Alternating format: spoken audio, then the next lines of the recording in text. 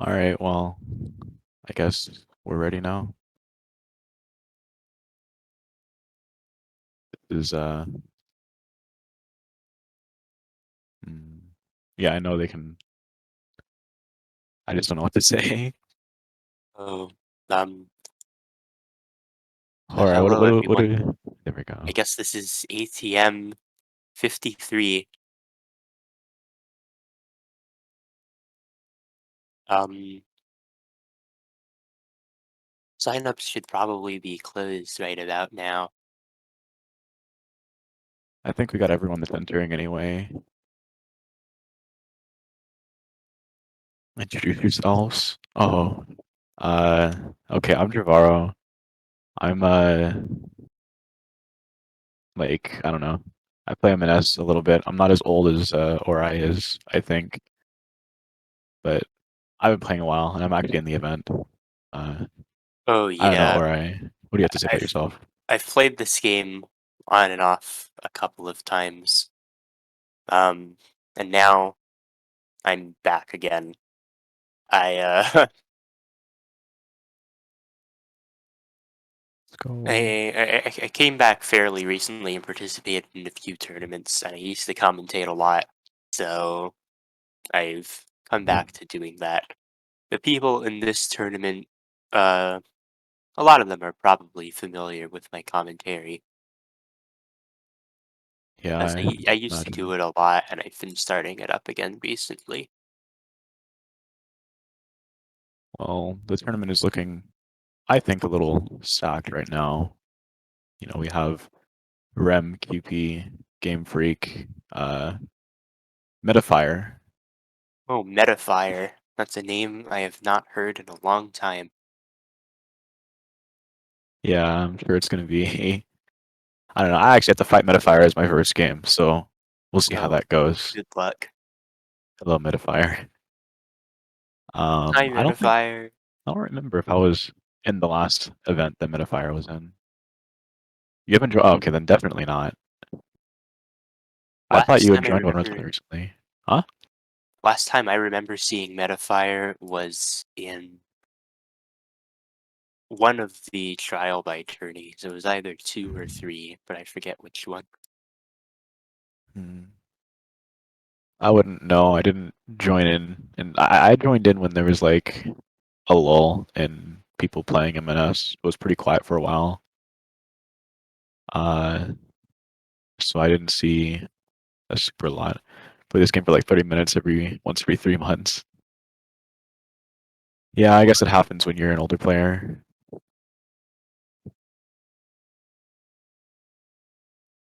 Uh, all right. Well, I'm ready. I'm watching. It's gonna be Moth versus what is that? Shyoshiguy. Shyoshiguy? I see. Shyoshiguy. I don't know how it's Shyoshiguy. pronounced. Well, it's okay. Can't believe it. Moth is the first one to play in the event that he's running. Yeah, it happens. I would know. All right. Well, here we go. I know Mothfan is a Frost main, and he's been getting a little bit of advice from various people, so we'll see how it goes. It's Frost versus Hood, so this is at least matchup favored towards Frost by quite a bit, but we'll see how it goes. I know a lot of players seem to struggle against Red Hood. Yeah, she could be difficult to deal with sometimes. But Mothfan did get the first hit, takes a bit of a risky roll with that basic though, and unfortunately it does not pay off. Yep. It seems that Mothfan is primarily opting for a, well, he's going closer now. It seems like he's kind of trying to make a long-range approach, and then he's switching to more aggression, and it's working out. He's got a 2-heart lead right now. Back to playing a bit more passively to try and safely take the last heart, but gets hit by a wide.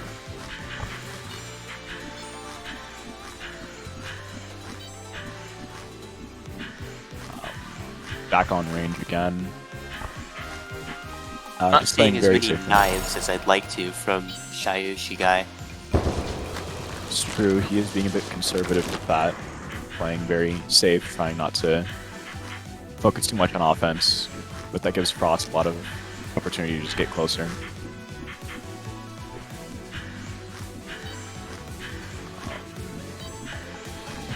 Back more. Well, the walls are closing in now. Shyoshiguy, all the way at the back, has to burn Vanish to get out safely, and just rotates to the side. Now getting closer to the mid game as the walls are getting so close, it's turning into a bit of a square. They're both putting out long distance pressure, but there's no real kunais coming from Shyoshiguy. He's just putting one down, so his pressure is very limited. Does manage to get a hit though. That was an interesting situation there. Still though, if I were a Shyoshiguy, I would be using more of those knives, if anything, instead of just one at a time. It's not looking that difficult for Mothman to dodge most of the time. Yeah, there's definitely more pressure on Shyoshiguy right now, but even so, he's still got a lead. So I guess he's doing a good job with just basic alone. Mothman seems to be a little stagnant when he shoots, but it's working out. It's currently even. Alright, well now that's one hit for Shyoshiguy, and if he gets hit again, that's game one for Mothman. He's continuing to take a more disciplined, passive approach, just trying not to get hit, opting to outlast Shyoshiguy instead.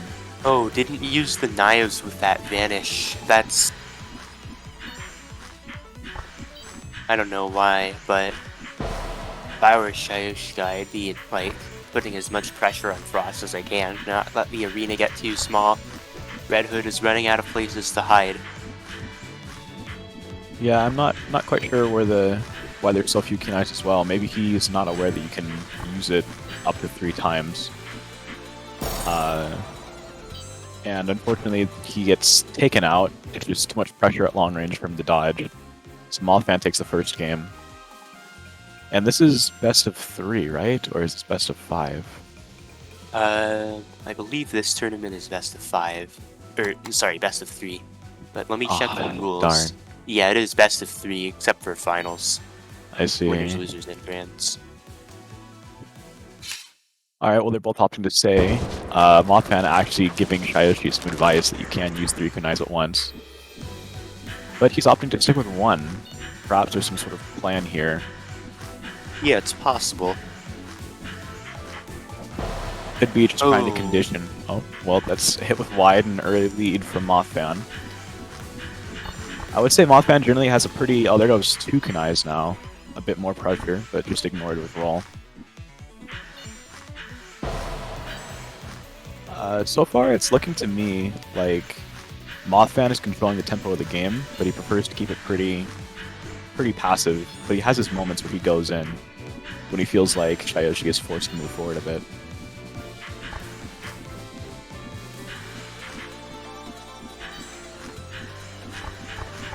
A lot of long-range pressure from Frost isn't very strong, but it does manage to get hit this time. Shyoshiguy is now down a heart.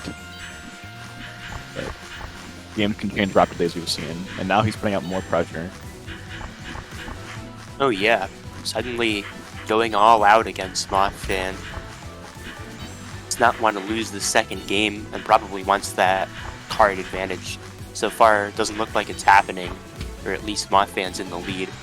Sunwave does not catch Shyoshiguy in the Vanish, though. It looks like Shyoshiguy is trying to go for some heavy prediction shots by fully charging basic, but he's not quite hitting them. Barely dodges that wide, though. Oh. Oh no! Well, that's stun and gets a hit. Good hit from Mothman. Now we're down to just 1 heart, and there we go. Now it's the card. Shyoshiguy is down to his last card. We get a nice little spectator glitch, which I'm happy about. Spectator glitch, M&S classic. Be sure. I love it. Alright, well, game is starting out similarly. Players are just rotating, although Shyoshiguy gets hit.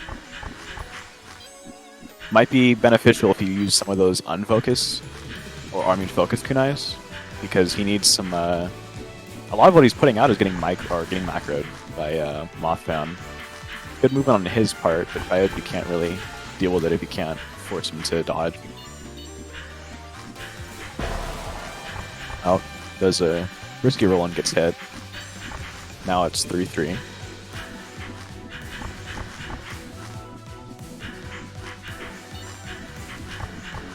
It seems like he's opting to refresh wide a lot, which definitely limits his ability to move, which is good. Yeah, those surprise wide refreshes can really get people sometimes. Remember back in my day, there used to be a somewhat newer intermediate level player named Hydroclops who liked to do that a lot. I don't know if they're still around.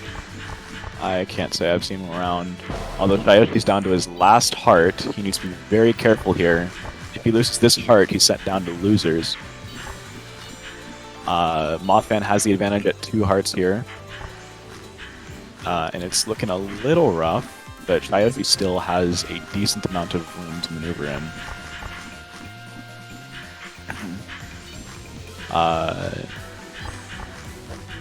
Oh, it's getting a little cramped. Mothman wants to end it, so he's going aggressive and gets punished for it. Oh, nice shot. Alright, there you go. Now it's back. It's 1-1. Mothman still has the safety net of game 1 that he won. Shyoshiguy has to win to stay in it. Gets hit early.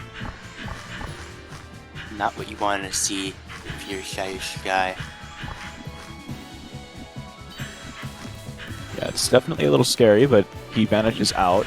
No longer has vanish and just put against the wall, but he's stalling for as much time as he can here. I'm trying to wait to get a hit with this extra dagger pressure he's putting out. Unfortunately, he's the one that gets hit. Now he's down 2 hearts. Walls are also getting a little closer now. Oh no! Right. This is looking really bad now. Oh, nice hit. Shyoshiguy seems to be trying to bait him to go aggressive because that's when he's getting most of his hits out. But Yeah. Mothman is primarily a passive player at heart, it seems.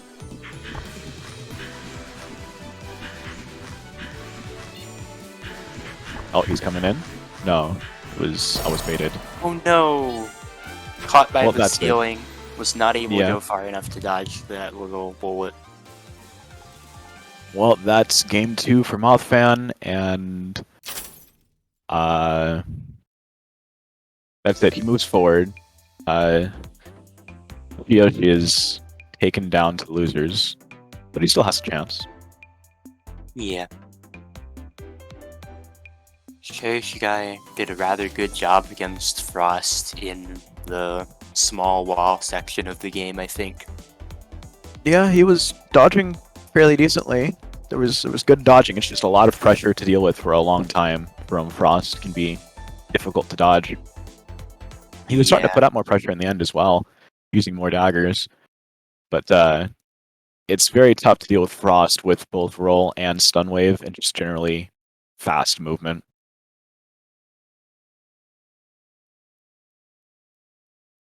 Anyway, up next we have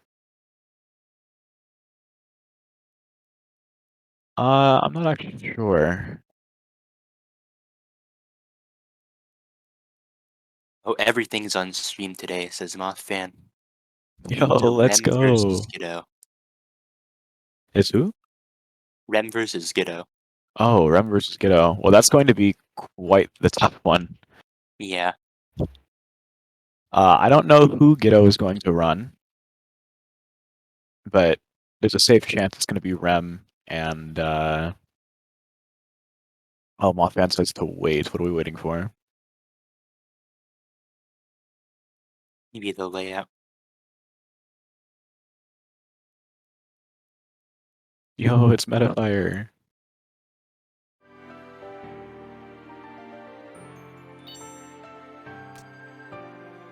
Be right back. Just gonna get a little water. All right. What a bunch of nerds. I'm sorry, Metafire.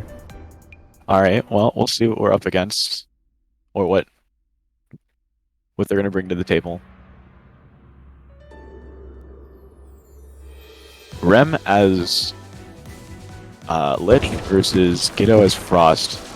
This is not... I know for Gitto, this is not something he wants to see. He is not looking forward to fighting Lich as Frost. Another one of the Lich haters. Rim has actually recently picked up Lich. He really enjoys the style. Or his own form of the style. But it's going to be hard to play aggressive against Frost. Doesn't look like he needs to, though. He's scoring a lot of hits just off of Lich's game plan of putting butterflies in good spots. And Gitto is out pretty quickly. That's one card. We'll see if he can adapt. I am back. Welcome in. You didn't miss very much. It's just Frost versus Lich, and Gitto is already down one card and one heart. Oh no. Rem He's playing definitely- Lich, huh? Yeah, I was just mentioning that Rem has recently picked up Lich because he's found a way to play really aggressive with Lich, and he really likes it. So he's trying to put that to use. However, he can't really do that against Frost because Frost is really hard to approach. So he's opting for a more passive style, which I would say is almost unlike Rem.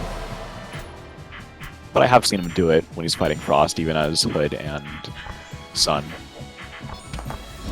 Alright, that's a good hit. Oh, but almost a Kate That's stun. very unfortunate. It was very scary. It would have been very bad to have Kate stunned there. But he gets a hit. It's now 2-2. Rem not putting down very many flowers, opting more Right to just to, but move takes a around. hit.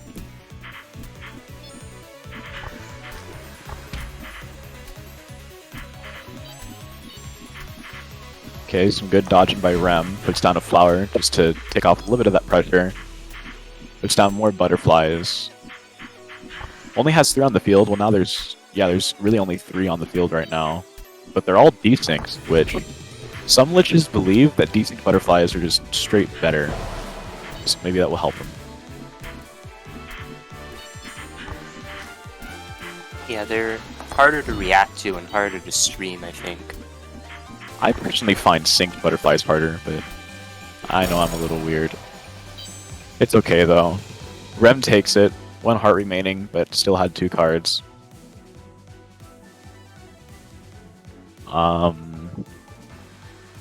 That's game 1. Yeah. Game 1 goes to Rem. Okay, what is it? The Gitto, he is changing to Sun. I'm sad to see the Frost go, but I understand his decision. He does not want to fight Lich as Frost. Although I don't think the matchup for Lich v Sun is much better. Now, Yeah, I can't tell you lately it's a bit why. difficult. That's... Huh? Lately it is a bit difficult. And I can Yeah, tell let's- you why. It's because Lich's flower cooldown changes were actually a buff, not a nerf, and now Lich's defensive tool can be activated a lot faster, which is crucial for the Sun matchup where you want to try to push Lich against the wall with anything. I see. Well, Nice so dismount far... catch. Just barely catches Rem too. Yeah, Gitto is doing quite well despite the increased difficulty of this matchup. In fact, he doesn't lose a heart here. He's doing much better. We'll have to see if Rem can really figure out how to adapt here. He's definitely opting not to use Flower, and that's probably because he's trying to use it more to getting closer when he needs to. So that sort of aggressive style, when he needs to be using it defensively, is probably hurting him. He's down 2 hearts now. Still not a lot of flower presence. Not even a lot of butterflies, really. He only has 3 on the field.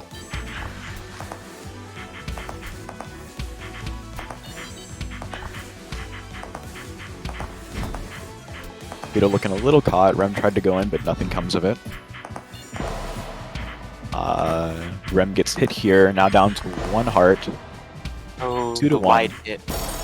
Oh, there Oh, we no! go. That's it for Rem. Rem charged flower for too long. Well, now it's 1-1.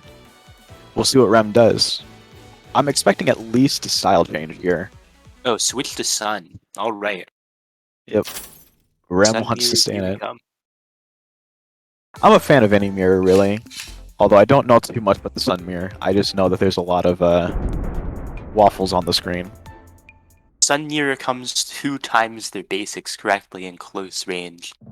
And who's good at dodging diamonds long range? Among other things. What would you say the game plan is when you're fighting a mirror here? I know the game plan is similar for both, but is aggression rewarded more here for one player? Like what are you trying to do in the mirror? Thing is, aggression can be punished by focus basic on both sides, so you have to time it correctly and guess what your opponent's going to do. And I think also trying to control the center is important. Whoever pushes the other sun against the wall with wides or diamonds has an advantage. I see. Right now it looks like they're going for close to mid-range attacks though. Setting up some waffles, Rem getting a lot of hits. Yeah, I think you're right about trying to push someone on the wall. Rem is definitely a very pushy player. Does force a lot of people into bad positions. And we're seeing a lot of hits come from that. Nice diamond dodge by Rem.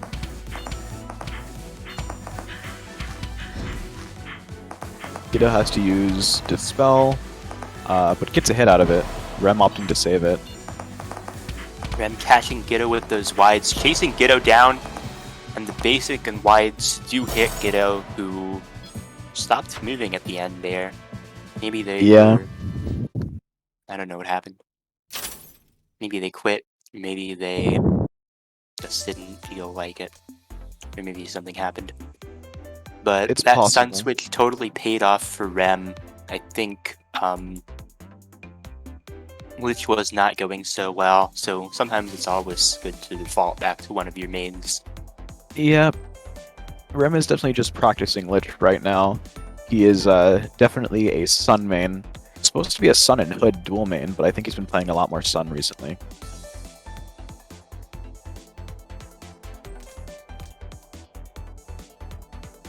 Alright, well, with that...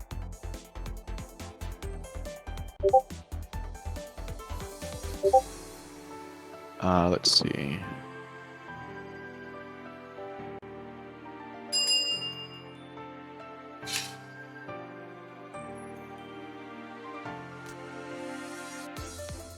Okay, it is Game Freak versus Moth Fan.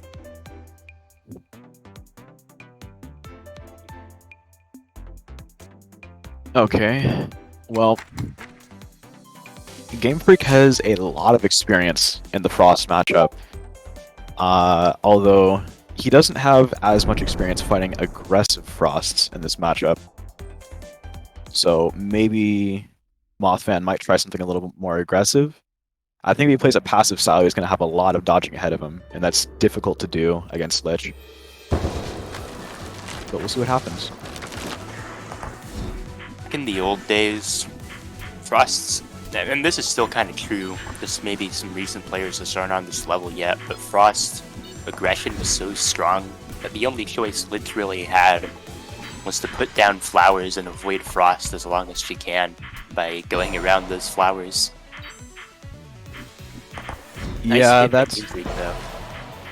I would say that's still what Lich does. If Frost wants to go in, you kind of can do that. Or, I mean, you kind of can push Lich back, but it's still really difficult. I think this is a winning matchup for Lich, honestly. Oh, Not yeah, significantly, so but slightly. The flower that Game Freak put towards the corner feels like it's actually paying off.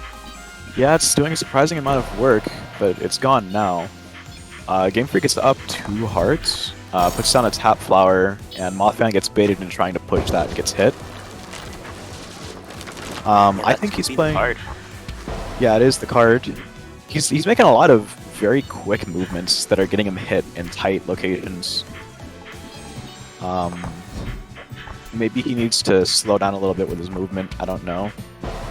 I know it's very difficult to dodge. It's a lot easier to say what should be done than to actually do it.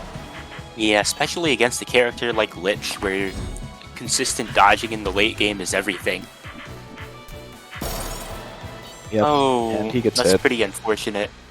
A lot of butterflies just piling up there. Mothfan putting in some good effort, but unfortunately is not enough to take game 1. What happens this time? Mothfan opting to back up, but Game Freak makes a mistake in his movement and gets hit early. That might be crucial for Mothfan to get a win here. Oh yeah, always good to interrupt Lich during your setup. Nice wide, hits Game Freak. I'm surprised that wide reached that far. Mothfan is in the corner now. He actually has an escape to the, to roll to the right from the top flower, but he's not choosing to take it. Well, he did now. The flower disappears. Yeah. He still has an advantage, though. He's really putting himself in the corner, and I respect that a lot. I love the corner as Lich. But from a winning perspective, it's not a very good place to be. Alright, nice dodging. Oh, gets hit last bit. And another hit. Unfortunate hit from the butterflies. Oh, but he takes Game Freak out. Now it's 1-1. Just needs to get one more hit. I think a wide might have been a bit of a better option there. He's really in the corner. Oh, he wastes the roll. That's unfortunate. If he had rolled left, he would have gotten out of the setup. Yeah, that's too bad. But Mothfan proving that he does have a shot at winning this, I think. Yeah, it came very close. Game Freak being a little bit more aggressive and Mothfan getting caught out by a wide. He's not... I would say maybe if he was redirecting the bullets a little bit better, it might be a little easier. It seems like they're not being redirected as much as they could be. Unfortunately, that's unfortunate. He gets comboed, and that's it. Mothfan moving down to losers, Game Freak moving on. And, wait, staying? What? This is best of 3. Did I miss something? I believe it's best of 3. Maybe Mothfan will say so.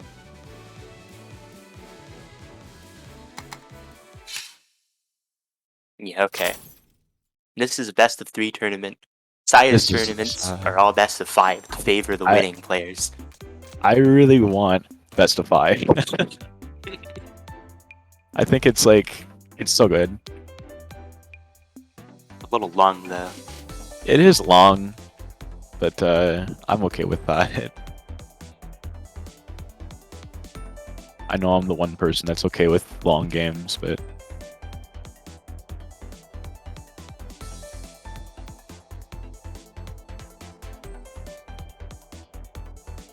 Okay, well it seems Shadow Palette and Kewpie are already playing.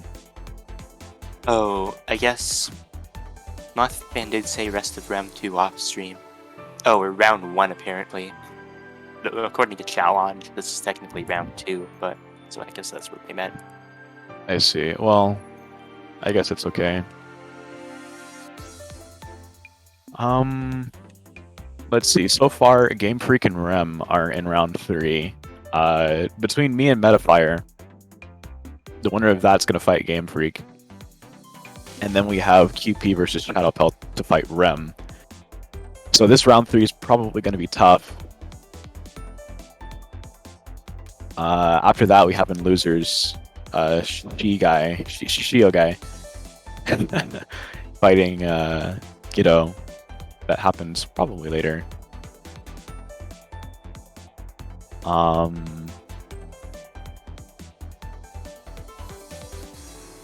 It's gonna be me versus Metafire on stream, actually. Oh, okay. That'll be fun to watch. I think it'll be fun to play. Yep, versus Frost is a fun matchup, if that's what you're gonna do.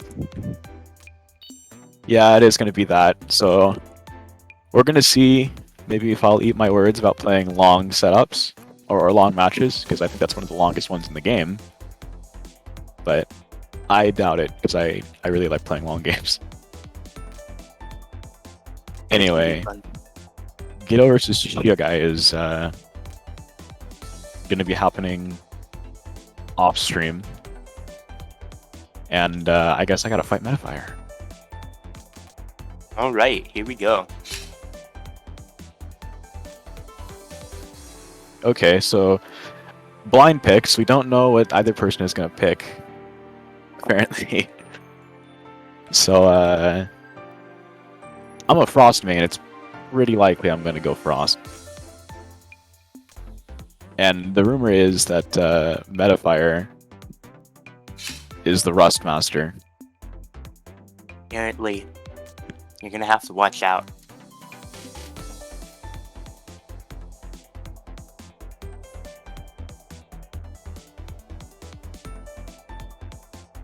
Well, I guess we start. Yeah, the setup's looking ready on stream.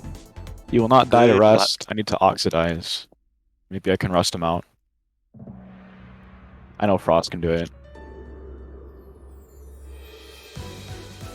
Alright, so game starts. I'm on the left side. I'm holding up shield. A Frost classic.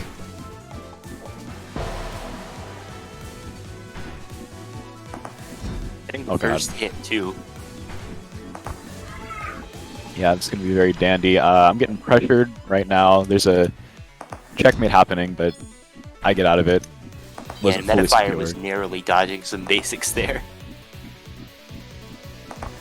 Probably It is a not lot of for basic pressure. shotgun.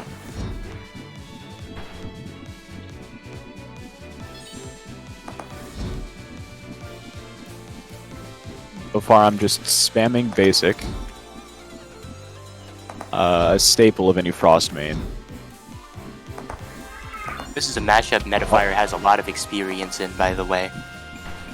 There I used to be this see. Frost player called Roxy that he'd play this with a lot. And they were like on 80 levels of Yomi. I see. I've heard a bit about Roxy. I remember playing Roxy very early on when I played, only for her to never play again. Ooh, Alright. That looked real close. Good job getting out of that one. Yeah, it was a little scary, but I'm okay. So far, it seems like Metafire is doing a decent job setting up difficult pressure, you know, close to checkmates. Nothing fully secure, but how can anything be against Frost? Oh, that was real close. Yeah, that it was real close. There's a lot of close hits here. Okay, good. I think the shotgun nerf saved me there, because it probably would have regenerated in time and I would have gotten hit. Yeah, possibly. Just finding my Probably. rhythm. Shooting focus basic. This is not the best situation to be in. Oh, yeah. Made a little bit of a mistake in my movement and I got hit there. Oh, But I get a stun wave and that's a card for me. yeah, that was real close. Good Yeah, it stun was very wave. scary. Thank you, Ori. I'm putting out a lot of basic pressure, but I don't know if I'd really call it that because Metafire is just macroing everything.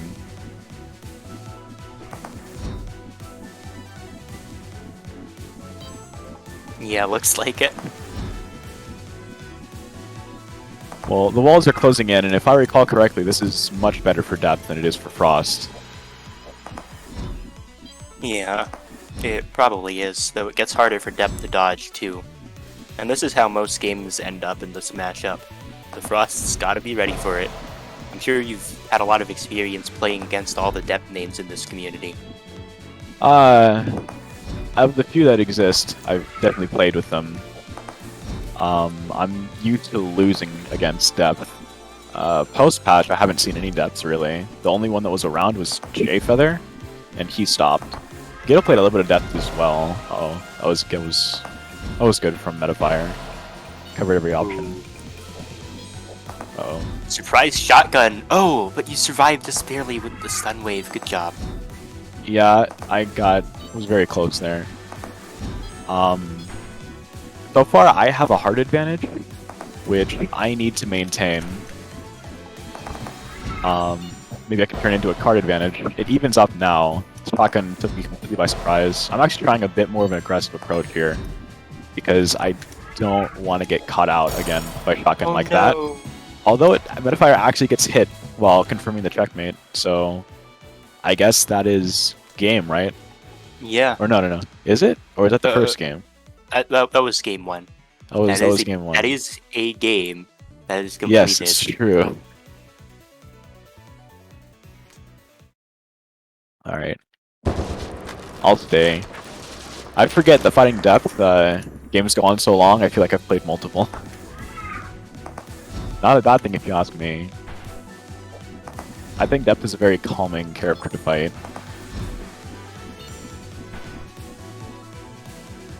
But I'm definitely going to try a bit more of an aggressive approach, just to try something different. Or I say that anyway. I'm apparently known for not being a very aggressive player. And Metafire was ready for those wides, I guess. Well, I hear that Roxy was quite the menace with wides, so maybe old knowledge kicking in. Oh yeah, the wides were a lot stronger back then too. Ooh, nice setup by Metafire. It was. I did not expect it to be able to hit me. I thought I had a tiny safe spot, but I did not. It knows that he knows the exact distances where things can hit. I may be hit here. Yep. It's so far going better for Metafire, Nice but wide. I get a hit. Thank you. Alright, Metafire's not going to expect this. Oh, he is! I get hit for it. Yeah, depth can do that. Alright, well, I'm down to 1 heart now.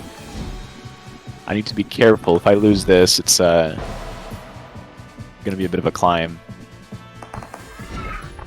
Oh. Ooh, Metafire goes for the shotgun in basic, but it does not pay off. And you are able to catch him with the stun wave. Second person commentary is hard. It's so funny. I mean, it's hard for me to commentate this. Oh, you're doing a good job though. Thank you. I'm trying to keep up. Alright, well, I get a stray hit on Metafire. Now he's down to his game card. Oh, a quick aggressive approach with shotgun. I'm going to actually try and take advantage of that because he doesn't have it. I'm playing a little safe, don't want to get hit, and his shotgun is back. Nice dodges by Metafire, using the shotgun for a risk but barely avoiding the basic to avoid the punish. Oh, you stun waved him in the jelly cat. So sad. Yep. He tried to wait me out, but I managed to get a hit off. Ouch, I got hit, but I just didn't quite dodge it right and got clipped. That might be critical for Metafire here. He needs every advantage he can get. I'm just kind of trying to put a lot of pressure out with basic. He's clipping me with the shotgun, though. Metafire hiding Metafire inside did your it. basics to try to set up the perfect basic right down the middle, and it actually works because the detonation was what got you. It was so large, I did not expect it at all. He's definitely pulling out some tricks here. I don't want to get caught. He's got 2 hearts, and I really want to close this advantage. I'm actually not... I want to play passively, but I feel like I should play aggressively. That shotgun was too high. Alright, Metafire tries for some pressure, but doesn't quite hit it. There's a Jellycat there. I try to avoid it. I'm really just hoping for some stray shot to hit him here. Okay, he's playing a little bit safely now. I don't want to be too greedy with my shots. I still have a card to lose. So I need to be... I can afford to be a bit more careful, maybe. Who knows, maybe Metafire might ride the momentum. Walls are closing in. Dodging's gonna get a bit more difficult. Oh. Just trying to put as much pressure on as possible. Oh, that angle was a bit rough when you were so down low. Good job. Alright, well, I made it. That's game 2. I think that's it, right? Yes, it is 2-0 in favor of you. Well, I will take that and move on, and that means that I will have to fight Game Freak next. Now, Game Freak and I are, we've fought a bit. Very fun. This is one of my favorite matchups.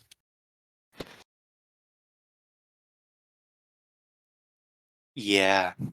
Metafire and Roxy were both pioneers with their respective mains. Roxy figuring out a lot of frost combos. Metafire basically the founder of the modern depth playstyle, I think. Or maybe not the modern one, but the original one that evolved into the modern one. I see. Yeah, it's nice to see old players coming back to try out new modern MNS. I wish Yeah, I was here absolutely. for early MNS, but I'm glad I got in when I got in anyway. Better now than even later.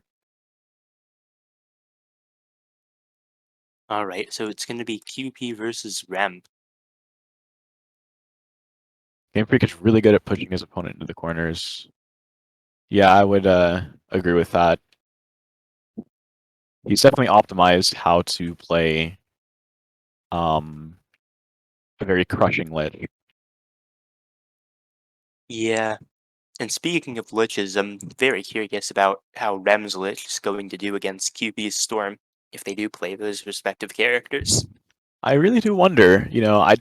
I'm not thinking that Rem is going to do it because Rem's style of lich does not seem compatible with the way that Kewpie plays. Rem is very reserved with his flower, and I don't think that would be helpful against Storm, where I think as a lich you need to be using flower a ton, right? Um, yeah, I think so. You want to set up those walls as often as possible, and you need it defensively sometimes as well.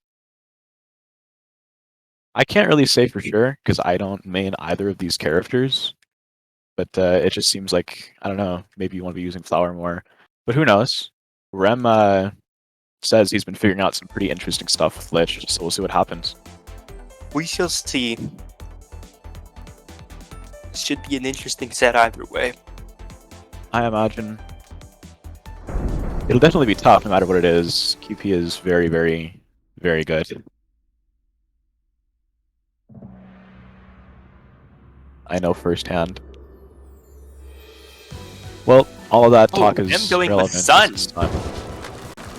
That is fair choice against Storm Beast as well. I've heard that Sun is probably, of all of the maidens, has the best shot against Storm. Some aside say from that. Storm herself. What do you think, Ori? I am not 100% convinced of it, but Sun has a lot of things she can do against Storm. I think it's honestly hard to tell because a lot of the biggest problems with Storm are about Storm's kit and the way it works, and not as much about her specific matchups, even though specific matchups certainly come into play, like against Depth, for instance. But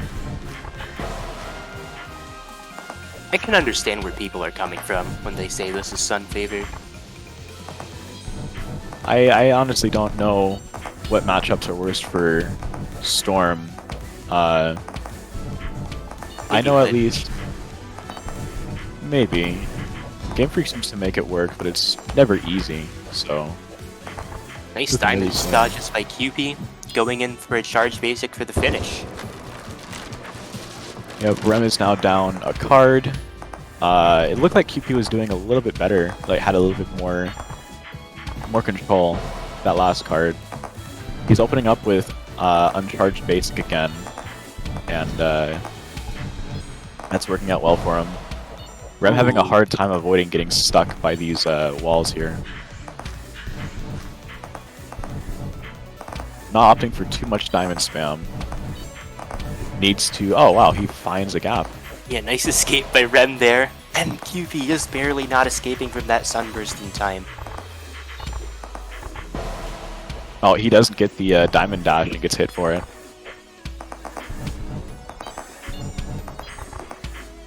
Rem so far can't stop QP from making walls. Needs to dispel out of there, but he still gets trapped inside, and it looks like that might be... Oh, no, he gets out. Heavy pressure, but QP gets hit. QP has 2 hearts. The ways those waffles were layering was a real tricky dodge. Made for a real tricky dodge, I should say. Yep. Rem actually recovering this a little bit, now down to 1-1 for each. Rem needs to get this card or else it's going to be game 1 for QP. And climbing up from that is a bit of a it's a bit mentally taxing to be behind against QP. Yeah, and that is going to be it. TP up game 1. We'll see if Rem can manage to pull himself out of this deficit he's in. Actually switching to Hood to do it. I wonder what he's planning. I thought Hood would be good against Storm myself, actually. I was playing it a little bit, but it didn't quite work out for me. UnGitto, not a fan of the Hood pick.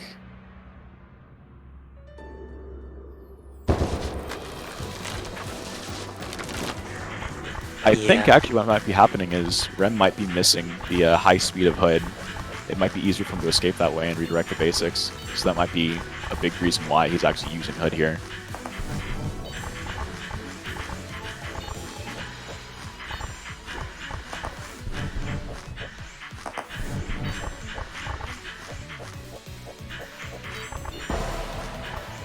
Alright, gets a hit with the wide.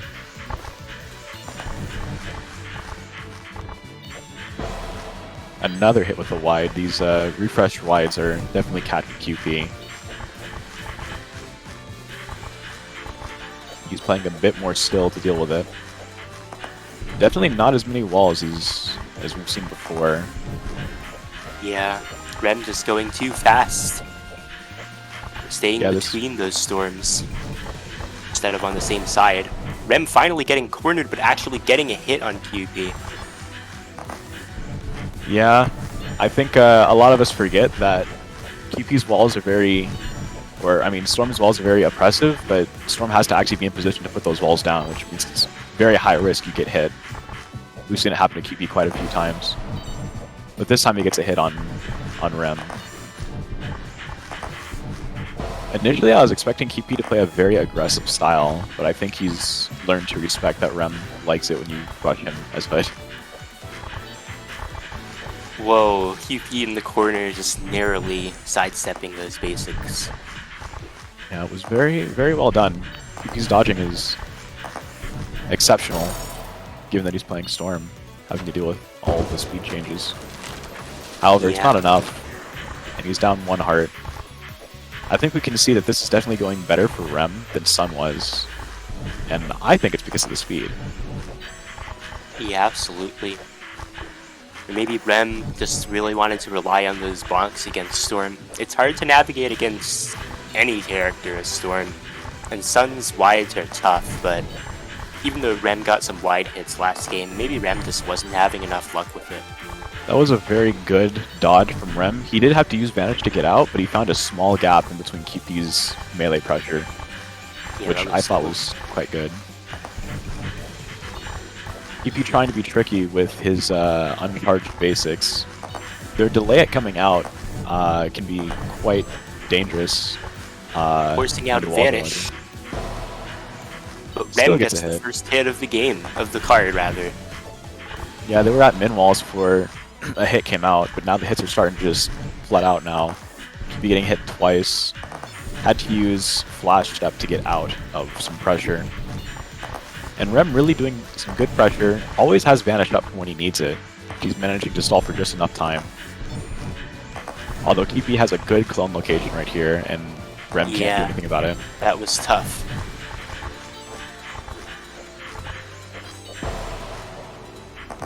Was that a wide hit on Rem? That was the first one. I believe so, yeah. He's been doing a very good job making sure not to get hit by wide, which is surprising to me because he's making sure not to get caught in basic pressure either. I don't know how he's doing it. Oh, and another hit. Kewpie just might be able to turn this around. Kewpie definitely wants it. Otherwise it goes to game 2. Kewpie flash stepping into Rem's face, but it does not work. Rem narrowly avoiding those wides there. Yeah, he's doing a great job with his movement.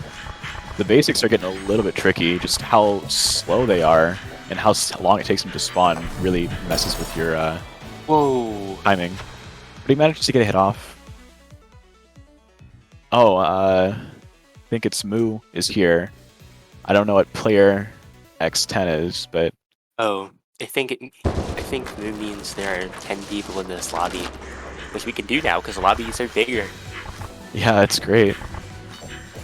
Anyway, they both stayed. We're on to game 3. Rem has the advantage here.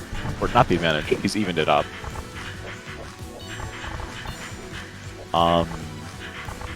Kewpie definitely wants to use a lot of these uncharged basics.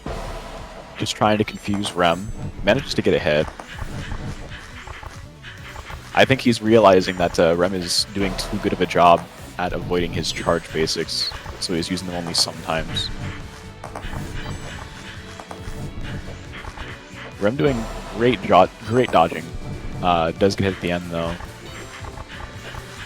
Not taking any risks this time and uses Vanish. He has 4 hearts he has to take in order to win this. But he's starting right now to do that, you know, 1 heart at a time.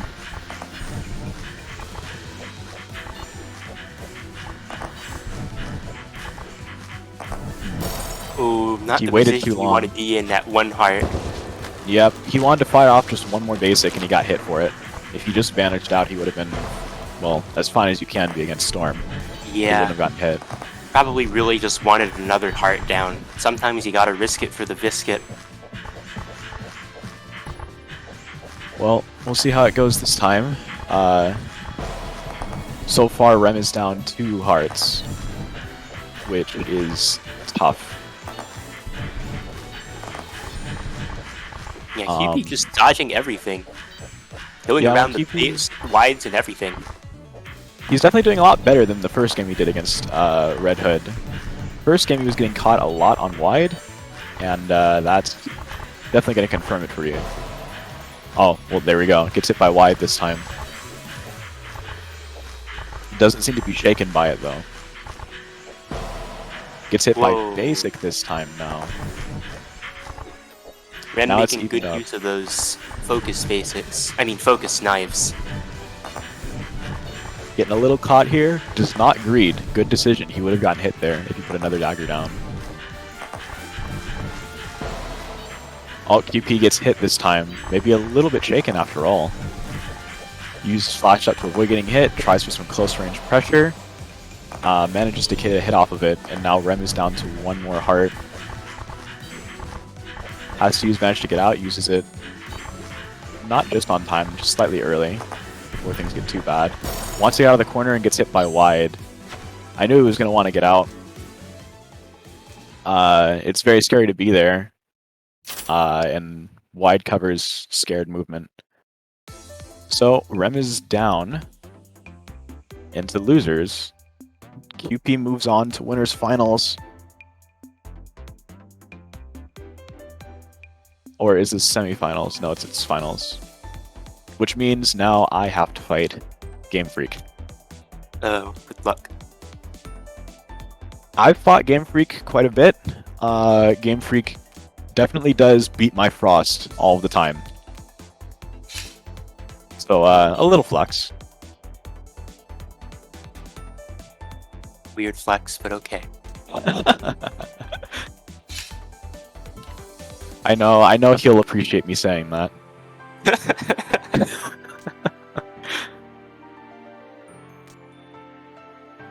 I see. Yeah, I know. The perks of having a friend on commentary. Okay. So I say I guess we'll go Juvlox. Here we go.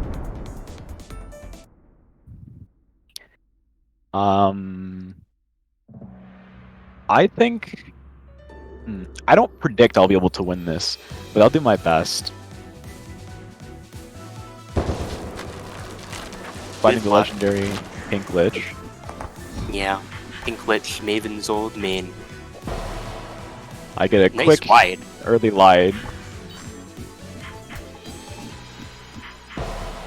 Oh, he gets hit early.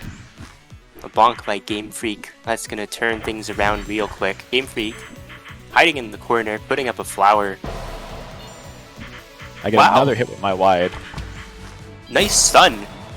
I thought that butterfly might punish you, but I was a little scared. But I've got an early lead against Game Freak, but he's been known to be uncomfy and get more comfy after a loss. So I might just be powering him up here. It's a nice early hit on me. I can't really punish that. Also, commentating and playing at the same time is kind of hard. Here, I can take over if you'd like. Yeah, I'll do my best, but we'll see what happens. I got a hit on Game Freak. He makes a mistake. Game Freak doesn't really have the setup up yet. Still a lot of room for you to come in if you wanted to. But Game Freak playing a bit aggressive anyway, or at least trying to gain ground, which is what you have to do against Frost in situations like this. I've been in a lot of situations as Lich against Frost where my flower wall is a little too close to one side.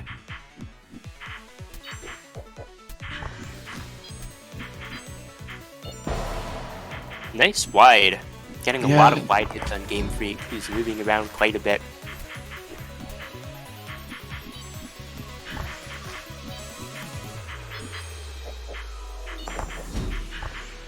Wide not paying off that time around, though. Nope. Oh, but he gets hit by a stray. I don't know what it was. It was probably a basic. Yeah, it was that basic. Game went better than I expected. Yeah, let's game one in favor of you. Yeah, I'm gonna need it. I'm staying Frost. Game Freak opts for the silent stay. Very ominous. Anyway, signature backing up against Lich. My favorite move. I've been told it's very bad, but I need to see that shield.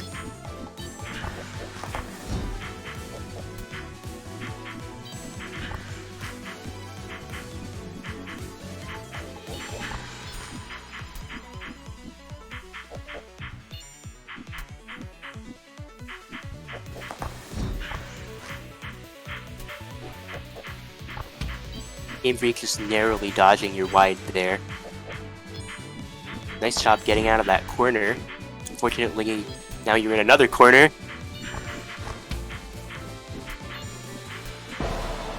Ooh, nice dodges. I thought you might be able to keep it up. Oh no! I did try. Good attempt.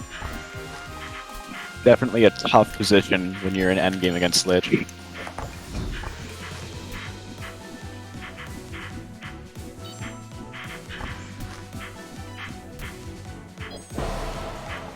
Oh good, he finally got hit. Oh, I messed up my movement. Good wide by Game Freak.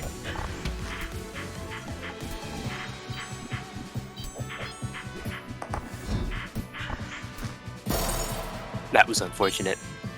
Yeah, I didn't see that. Well, we'll try again.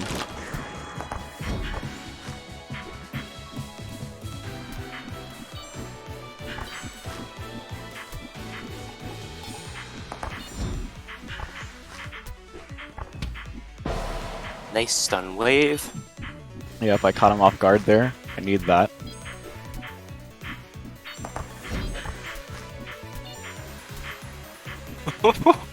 Good dodge.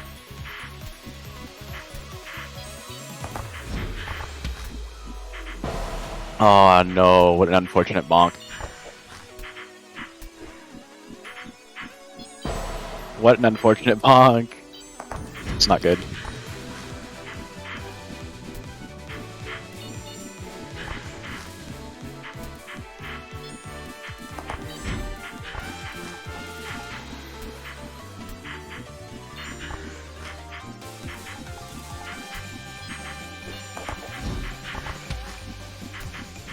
Game Freak having to put down the second flower of the wall when you came in there.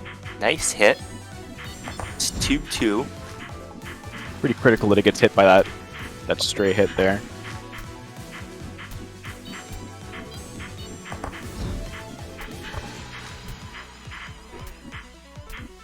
Nice escape. I had to time that one.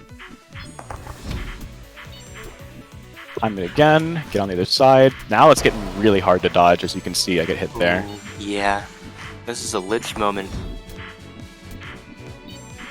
Game Freak's exactly where he wants to be in this game.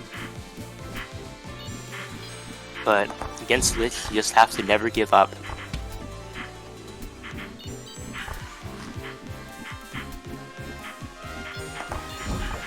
Oh, that's... Oh, I messed up my dodge! That was an easy escape. I did try. It was... Yeah, even if I escaped that particular spot, it was going to be a very, it's going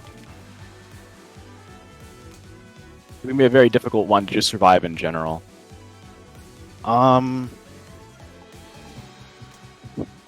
Just taking a bit of a breath here.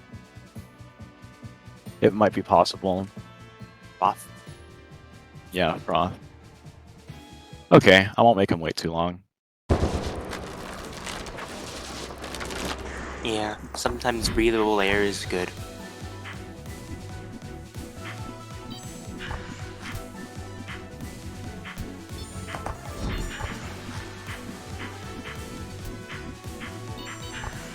Nice use of the unfocused basic there.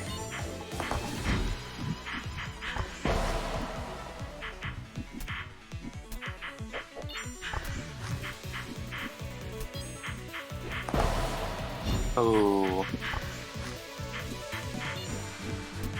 That might not have ended well, regardless of what happened.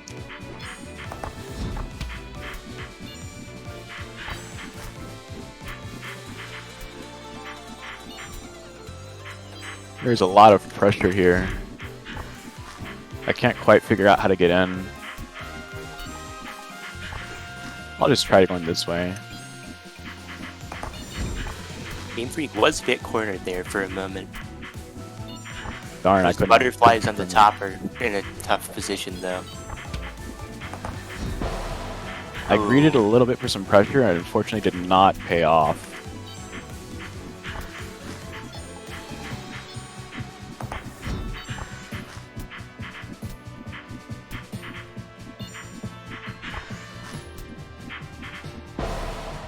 Oh good, he gets hit. I do need that hit, it's quite crucial. Oh, he makes a mistake! Nice! I'll take advantage of that.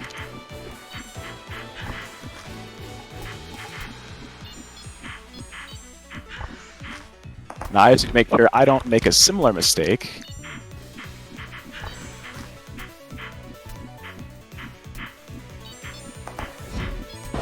Oh.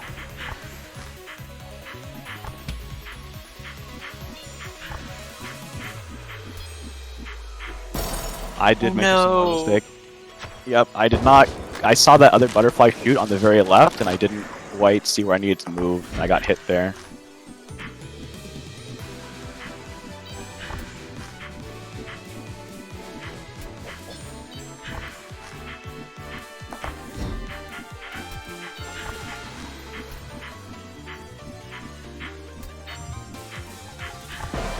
Oh, I didn't see it.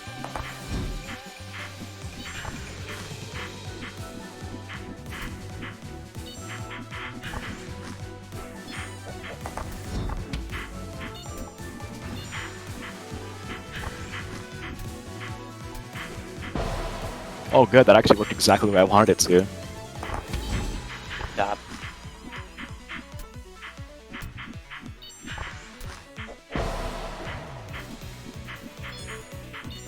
Ooh. And with the arena not so small, I feel like you have a pretty good shot of this one.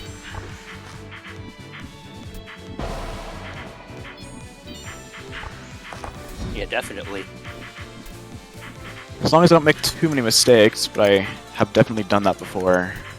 And if Game Freak plays really well, I don't think it's possible either.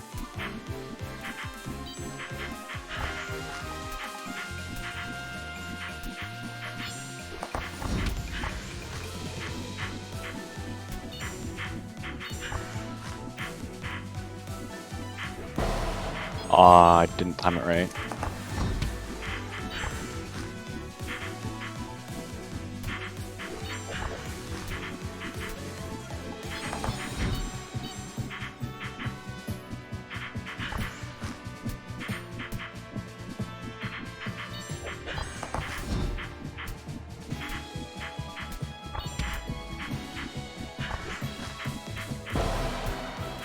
Oh no.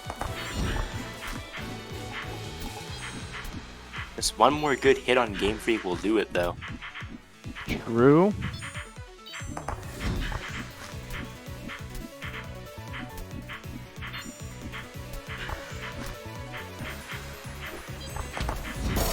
Oh no, it didn't. It didn't destroy it.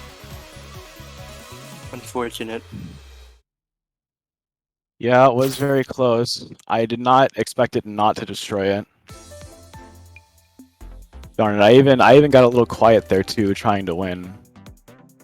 Yeah. Well, Really that sends me down to losers. I have to fight. I have no idea. Oh, Hmm. whoever wins between Shadow Pelt and UnGitto, I guess.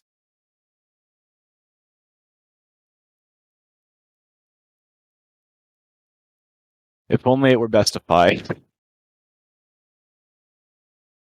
Could have gone a little bit longer.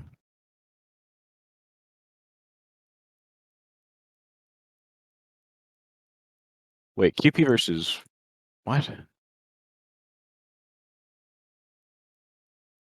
No, that was later. That was before. Okay, it's gonna be Oh. Moth versus Metafire.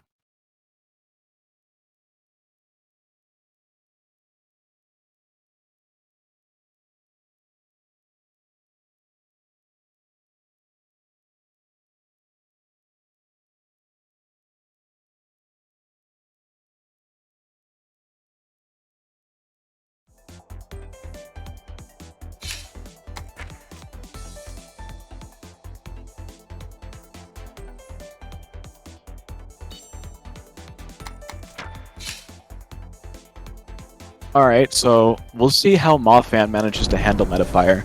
Metafire was giving me some trouble.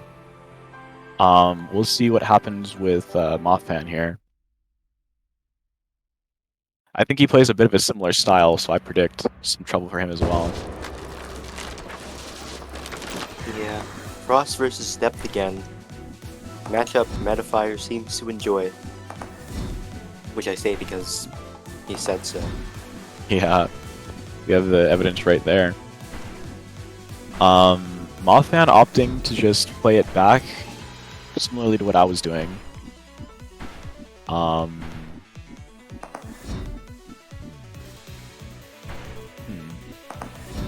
There's a little bit. This is definitely quite a bit safe from Metafire as well.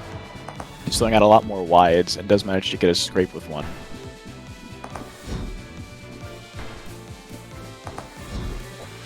Oh, he goes in aggressively and does not manage a hit. Good roll by Mothman though, avoiding those basics. Oh no! Yeah, Depth can punish those stun waves. Mothman down 2 hearts. There's still a chance though. What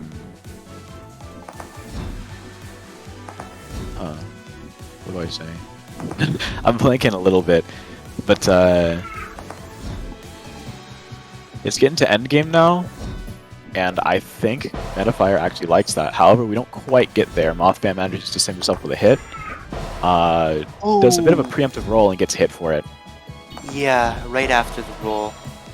But hits Metafire with the basic out of nowhere. Yeah, this is a bit of bonk insanity right now, but it's stabilized. Metafire still comes out a heart ahead though, and Mothman is now down to his last heart, so he's got to be careful. All right, walls are closing in now. We're getting to endgame. Mothman goes for a roll. Metafire reads the roll and gets a hit, and that's it. Yeah, nice job by Metafire there.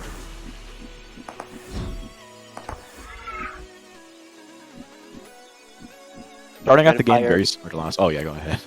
Oh, Metafire hiding behind that basic, classic Depth strategy for early game. You want to just hide behind your giant bullets so that nobody can hit you while the walls close in. Yep.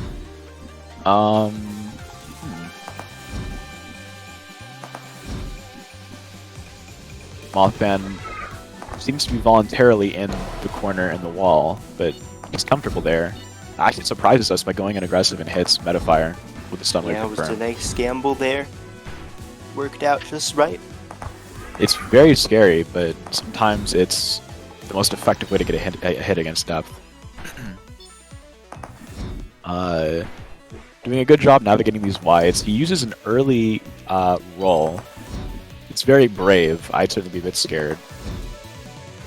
Now has to play around the walls. Oh, he tries to use a basic and gets hit. Alright, now he's getting comboed a bit.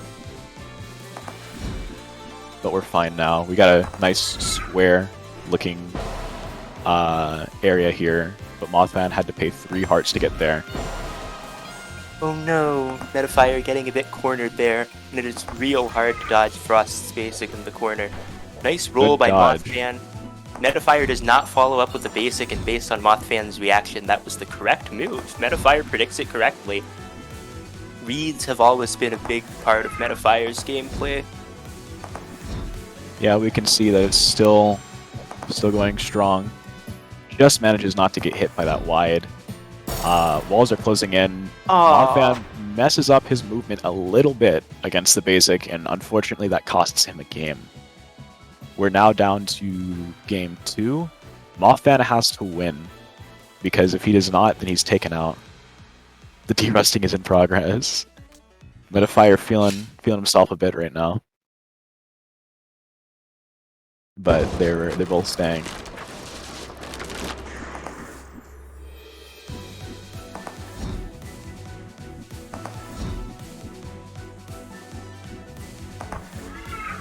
Okay, Metafire going for an early attack, but not quite enough to be able to hit Mothman. Nice roll, managed to get through both of them, but still Metafire manages to catch him. Yeah, Metafire is ready for those roll escapes. Knows the shotgun at just the right time. That's not something I see much from depths these days. Well, as he did say, he is derusting, so it might show us that his old style still is very, very relevant. Nice roll. That's a very horizontal basic, but Metafire opts to destroy it, trying to get some immediate pressure.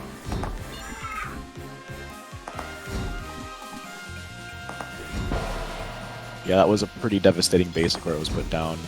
It looks like Mothman is trying not to wait too long for the basic to get to full size and destroy him. He wants to try and stop depth early, but it's very hard to approach depth as Frost.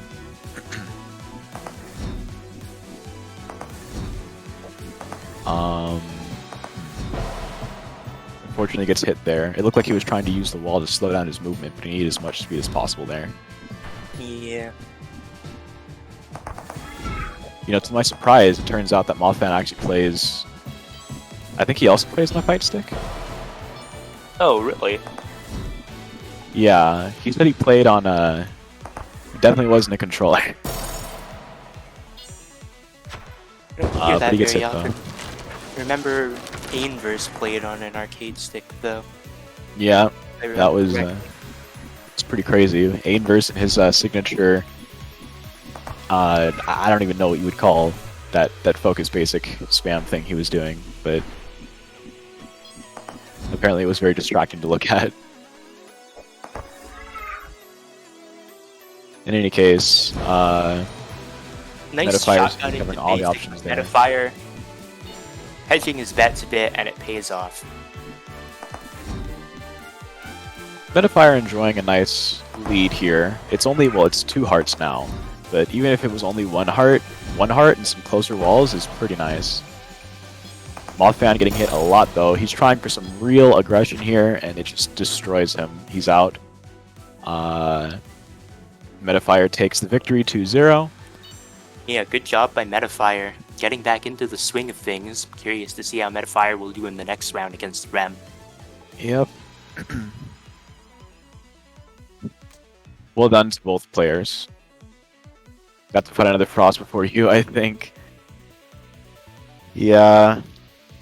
Metafire going through a bit of a training arc with Frost right now.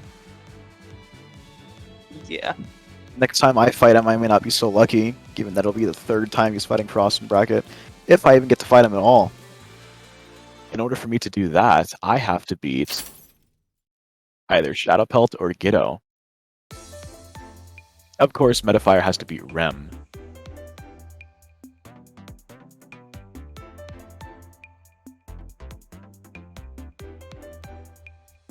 Well, Shadowpelt and UnGitto are ready. Now I know I know Shadowpelt plays an extremely aggressive Worm. Probably has the most aggression of any player that I've seen. Granted, I haven't seen everybody, so take it for what you will. But we'll see what he does this time. I actually don't know who UnGitto's going to run. He could go Frost into whatever Shadowpelt has, which I'm predicting to be Worm, and try to stall him out. Or he could use Sun and try to punish his approach. Going with a spell Awakened. I really do like the pick. Shadowpelt has a great taste. And as we can see, UnGitto's going Sun for it. Doesn't want to have to deal with the very awkward matchup, the constant tension matchup of Frost versus Worm, even if it is supposedly Frost-favored. He's setting up some nice walls. Shadowpelt actually uses his defensive special early and gets hit for it. He's actually having a hard time getting in, which is to be expected in Worm versus Sun. Yeah. It looks like everything is going according to plan for UnGitto. He's just trying to keep Worm away, and he's doing a good job of that. I'm sure that's the game plan when it comes to Worm v Sun, right, Ori? Yeah, you want to put out those basics and get behind them so that Worm can't run right up to you and punch you in the face. And at the same time, since Diamond Spam probably won't work, if Worm gets too close, you kind of have to juke her and go like right through her if you want to get around her. And you can you really lead that into melee breakfast setups, for one thing. Ooh. UnGitto making a bit of a mistake going through Shadowpelt there, having to force out the Dispel, but manages to get another hit. Finishes Shadowpelt, taking the first game. They both opt to stay.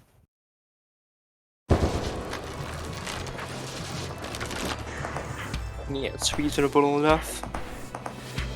Shadowpelt starting out pretty close to UnGitto, but gets pushed away. Now he's hit by basic.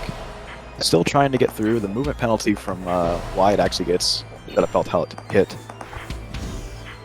It's been a pretty fast 3 hearts already. 4 hearts now. A whole game. Game finished faster. That card finished faster than some games that it took to get the first heart hit. Yeah, that was a bit of a quick one, huh? Well, Shadowpelt's games always are. He's a very aggressive player, and someone's going to lose a card very quickly fighting him. Yeah, in general, I think Worm games can be a bit fast, and it's very rare that I get to small walls against Worm. Happens with Nick sometimes, though, when we play together. We all miss Nyx. Shadowpelt going through the lasers, gliding through the basics, but unfortunately gets caught by a wide, and that is going to be the set. Yep. Another quick card. It was looking a little scary for UnGitto in the beginning there. But UnGitto takes it and moves on. That means that next, I presume it would be me versus UnGitto. Yeah, unless the other matchup happens first. Yeah, it could be Rem versus Metafire. I don't think we're going to get Kewpie versus Game Freak yet.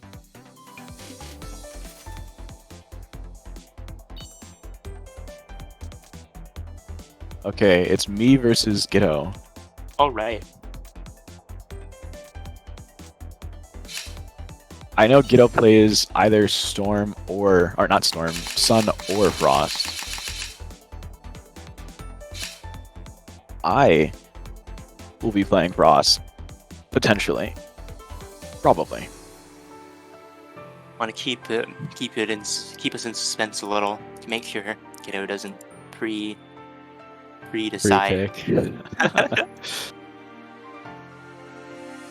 I do have a lich that I like to pull out sometimes.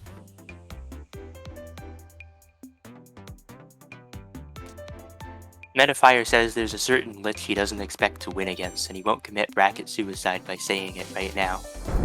Okay, I made it up. I don't know which is actually the answer. Back in Metafire's day, Depth was good against Lich. Alright, let's see what happens. It's gonna be me versus Sun. I definitely do get burned fighting Sun a lot, so we'll have to see what happens. I accidentally rolled, so that's a little bit painful. But luckily for me, I'm playing Frost, so I basically don't have cooldown roll.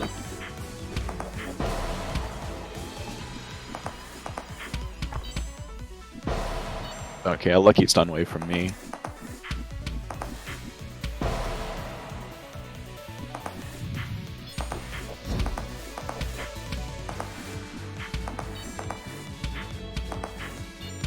Going right through the Sun wides. Yeah, Nice I'm trying job. to get that rush down going. But I do get tap diamonded there.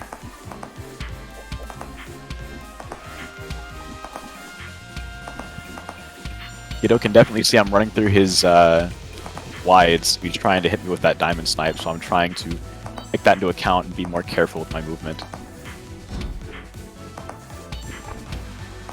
I'm kind of surprised it didn't hit him there, Ooh, but I will nice take a wide hit. Okay, that's one card for me.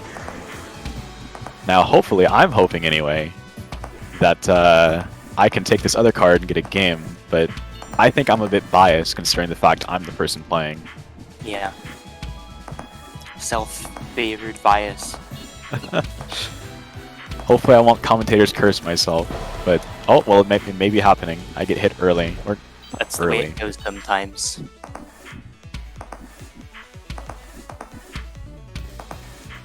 When you stayed in those basics a bit of a while. Really wanted to put on that pressure, huh? Yeah. I guess you could say I'm a bit, I don't know, I'm reluctant to move. Uh-oh. Good wide catch, though.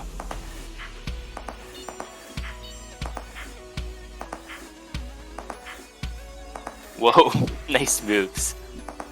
Thank you. You know, a bit cornered. Okay, against the wall now. There's a bit of a wide wall coming your way. Nice job rolling through it. Stunned at the wrong time, though. Yep, I took a gamble there. I was really hoping I could get it, but gotta be careful when you're playing Sun against, or Frost against Sun. UnGitto actually has a lead of 1 heart here. Definitely wants to maintain that as we get into endgame.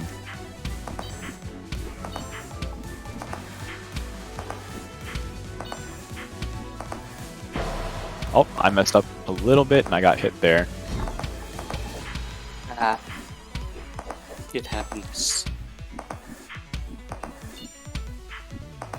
Almost got hit again with some poor movement, but I survived. Nope, I get hit by a diamond thing. Not Ooh. diamond. It happens. So now it's 1 card each. Yeah, tap diamond, it's a hard tool to use to actually kill someone, but when it works, it works. Good dispel by UnGitto. Oh wow, I got no. clipped. I got clipped again.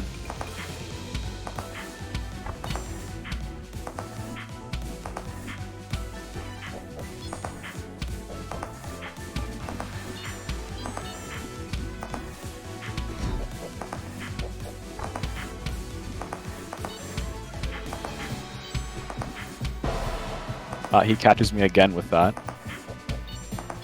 Nice catch. Although I do manage to scare him and hit him there.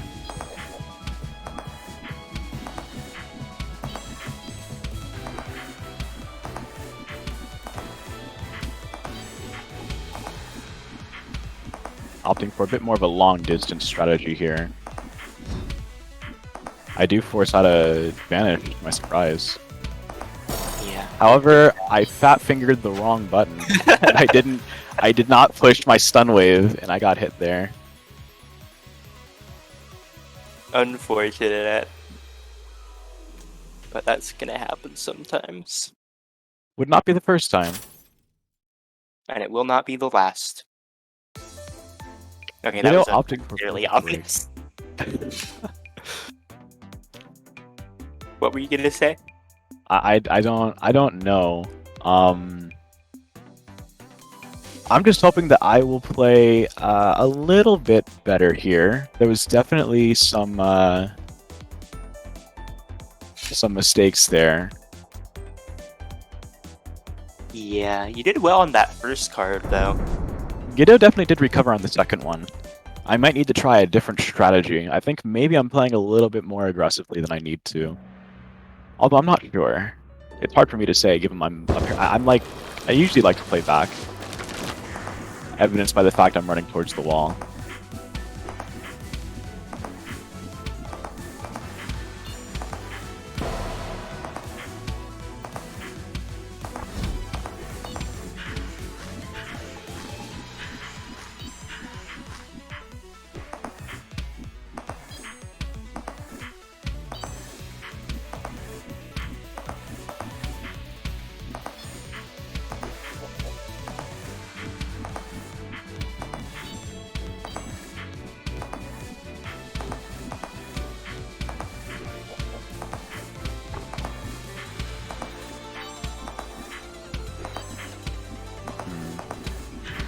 Having a hard time getting ahead.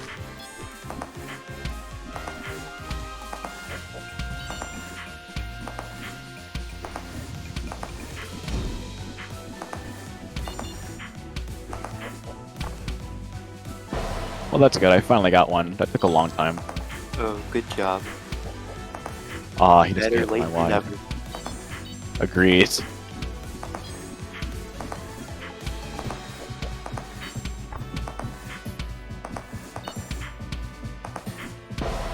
And I just Oh, chased good. Gitto down there. Finally got him in the corner.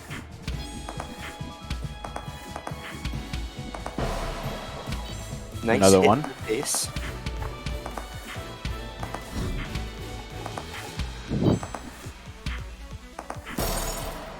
Okay. Another hit. I've been relying very hard on Focus Basic 1 to get hits here.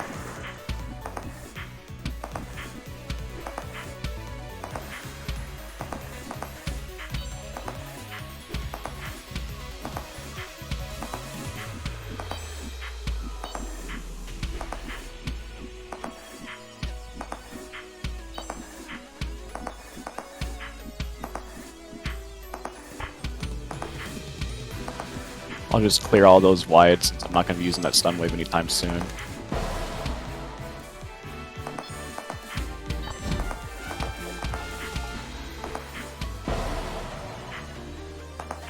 Probably a good idea.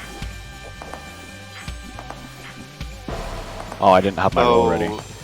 Yeah, the wides that are inside the sunbursts can give you a real hard time. Nice job stun waving right at the edge of the other sunburst, though.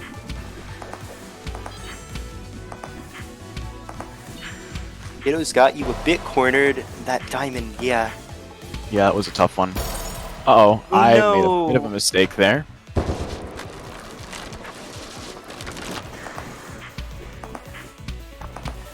Gonna be a bit careful.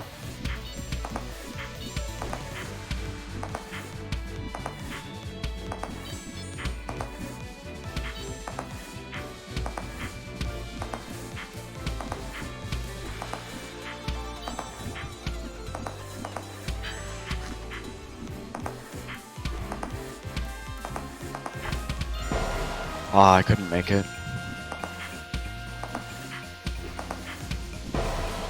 Oh, good, he gets hit.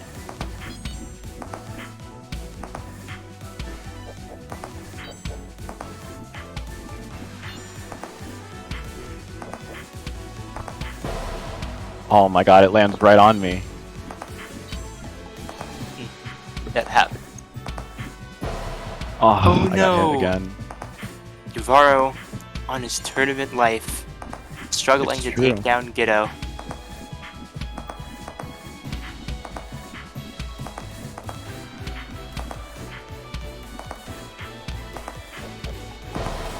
Nice Oh, he wide. doubles back into it. Yeah, that second wave of wide is always tricky.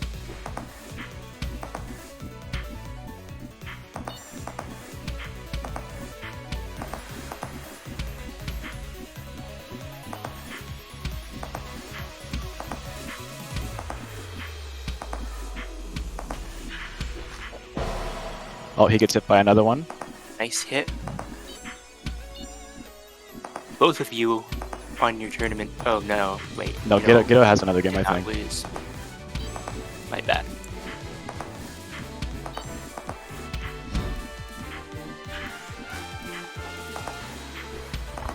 Good escape. Still finding yourself a bit cornered, but you went right through those wides. Good job.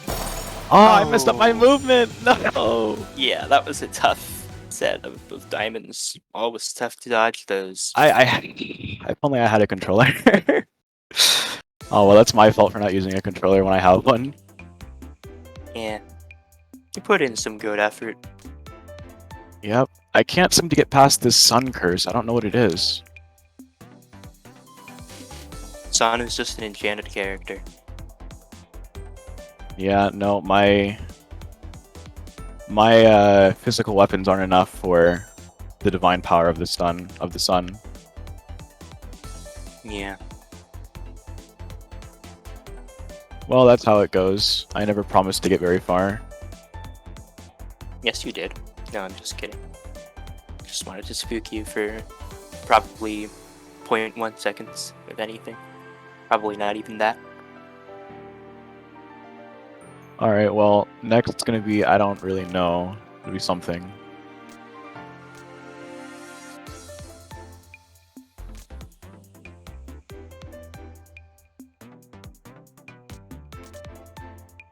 Them versus Metafire, probably. Yeah, it's happening right now. Well, we'll see what happens.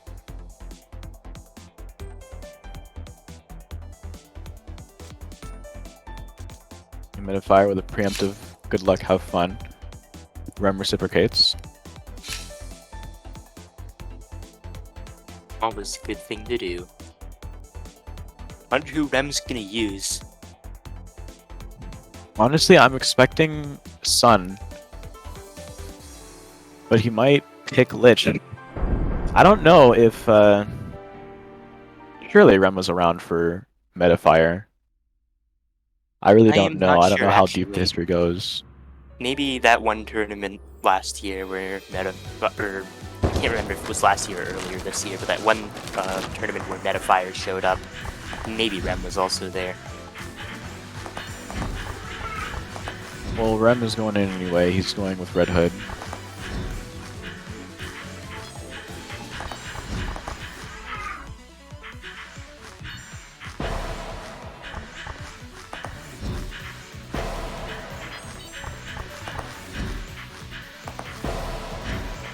So far, Rem getting a lot of hits early. I'm not even sure how quickly those hits got out so fast. A little bit of a word jumble on my part, but that's okay.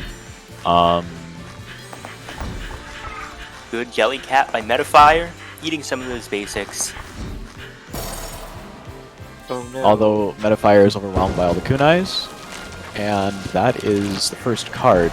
Fairly quick one at that. Somehow Rem manages to beat out that shotgun. It gets a backing up hit. Yeah, 2 early hits on Metafire, not what Metafire wants to see at all. Oh, he does get a good hit, and then he ones into a wide, and then he gets hit by a basic. Rem takes him out quickly, and now we are on to game 2. Not my greatest moment, he says, but it is not too late to make a comeback.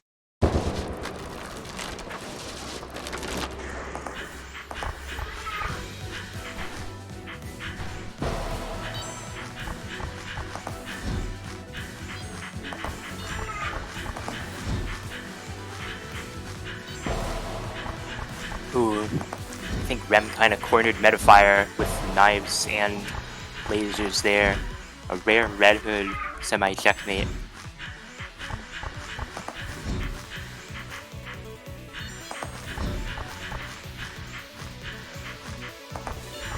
Okay, Metafire doing a good job not getting hit by all of that combination of dodging and ability usage.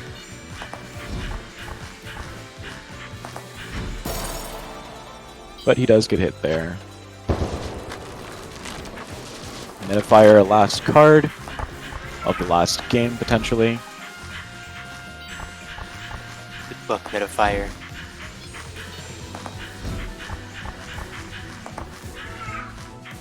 going in with big Jellycat. Nothing really comes of it though. So far, neither player really getting hit, which means the walls are closing in pretty fast. Rem tries to use a lot of dagger pressure, but nothing comes of it. However, it does hit him with the back of basic. Ooh. Red Hood's basic is very dangerous. It acts as a wide. Shotgun. Well done. That's a very big basic. Might be able to force something from Rem, but instead he just gets hit by wide. Metafire still has some work to do though. Unfortunately gets hit by a basic. Last heart for Metafire. Very dangerous. Gets a good hit with the back of Jellycat. Yeah, nice job by Metafire there. Just what you want when you're down to your last heart. Either way, Metafire doing a lot better in this game. But just as I say that... Gets hit by the wide, and that's it. Rem moves on. Which means that now the final four are Game Freak, Kewpie, Rem, UnGitto.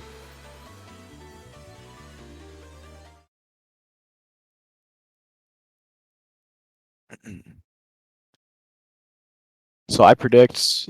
Well, actually, I don't have a prediction for this. I don't know what's going to happen between Game Freak and Kewpie. Although, we'll figure that out later, because we're going to be seeing UnGitto v Rem right now. Yeah, I guess so. Hold up, I better get some water. Will help me commentate. I'll be right back. Alright.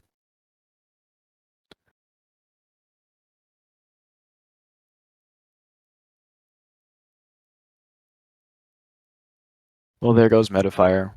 We'll miss him.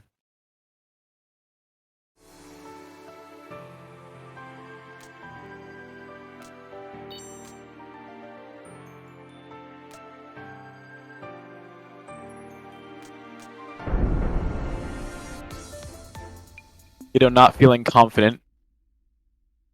Not something I want to hear, given that he's the one that beat me. In classic tournament fashion, you always root for the person that bested you. Although it is very hard to do when I see Rem on the screen. I'm always rooting for Rem. It's a bit of a conflict.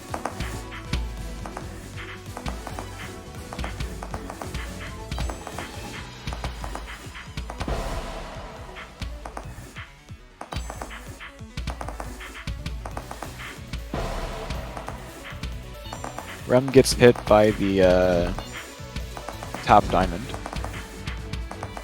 He's down one heart. This is actually going to be a best of 5 because it's losers, so it will be longer as well.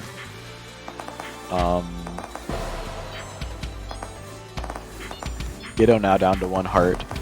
There's a lot of stuff on screen, so it's a little hard to follow.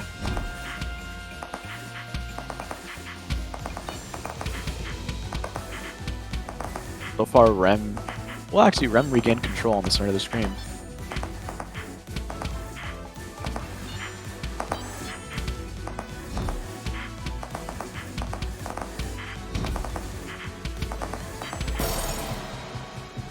Alright, gets tap diamonded.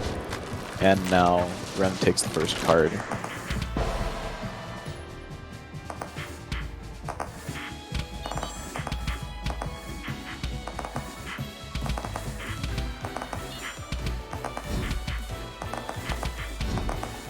Okay, they've both traded out their dispels now. Nothing to protect them. Very close range fighting right now. Rem ends up breaking it up. Goes back in trying to get a hit. They're using basics at very similar times actually. Almost synchronized. I'm surprised that neither one of them got hit. There's really a lot going on. Finally it results in a hit for Rem. Then Rem gets hit himself, and now it's 2-3. UnGitto's advantage. UnGitto might be able to take this heart now. I mean, this card now. Just one more hit, and it would even up this game. But he's got to pay for that first. lose both of his hearts. And in classic MS fashion, the games become instantly close. Again, both defenses taken out, but UnGitto gets hit first. That's game 1. We move on to the next one.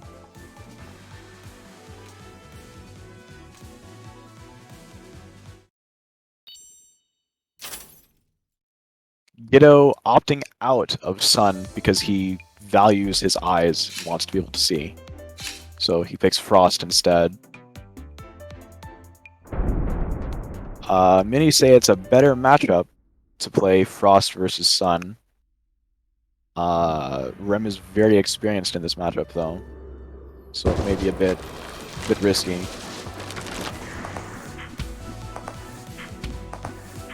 Well, he goes straight into it, just using focus basic as you do, maintaining distance. It's a good wide hit on Rem. And then a straight basic ends up hitting Rem. Down 2 hearts now. Might be a bit difficult to make up.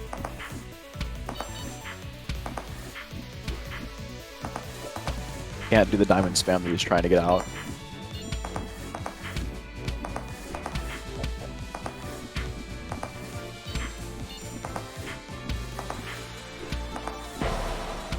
Gets another hit off. Rem is now down to 1 heart. This is going remarkably well for UnGitto right now.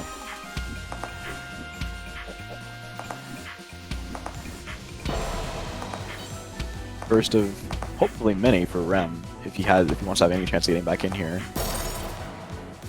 It was not though. That's a card. Rem down to 1 card.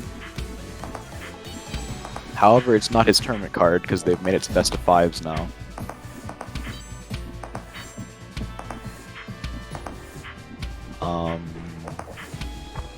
Tries for a tap diamond, doesn't get the hit, but UnGitto does use his stun wave defensively. But it's pretty much off cooldown now. He does not use roll to get out of basic and gets hit for it. Trying for some close range pressure, has to use defensive to get out and still gets hit by the diamonds. He's now down 2 hearts. Rem has got a lot more control than get this first card.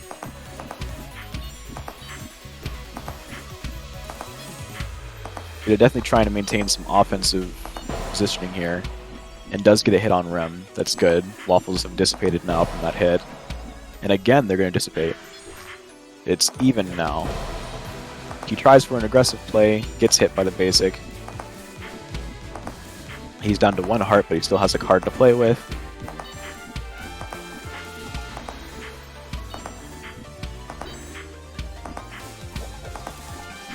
This time he does not approach, perhaps a little bit scared of losing his heart. Maybe just wants to wait for Rem to bonk.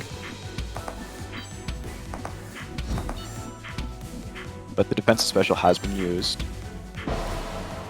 And he does get a stray hit, so this plan will work. Good dodge. Manages to narrowly avoid getting hit by basic and diamonds. Almost makes a mistake with his movement, but quickly corrects it, putting more pressure on. Some diamonds are coming out, just forcing him back. He rolls into a waffle, and that is the first card. Or the second card, rather. We're now to the 3rd round of, I think this is the first game. I'm not very good with keeping track of that. But so far, UnGitto gets the first hit.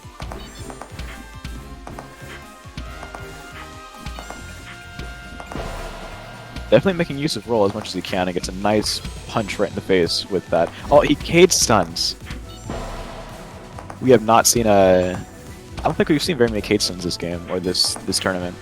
But that was a pretty significant one. That ends up resulting in UnGitto getting hit, actually. He tries to be a bit aggressive and greets for a wide. It doesn't hit. Now it's evened out. Rem feeling very comfortable right now. Nothing is earned. Both DSs are down, but UnGitto's recharges faster. He's got a little bit of time that he can actually get up there and try and rush Rem and try and get a stun wave off. Rem knows this and is giving up space so he doesn't get hit. He's got his DS back now. Walls are closing in. UnGitto just manages to avoid getting hit by those diamonds.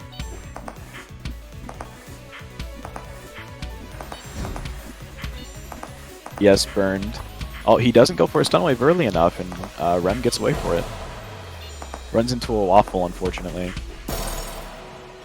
And then charges right into the diamonds, which means this is game 2 for Rem, and it turns out Gitto actually concedes.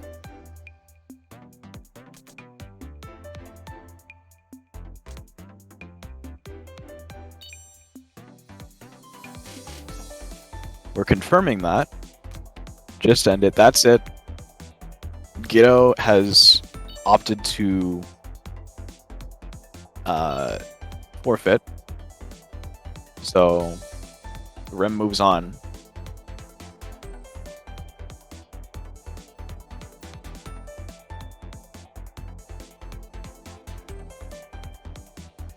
GG anyway.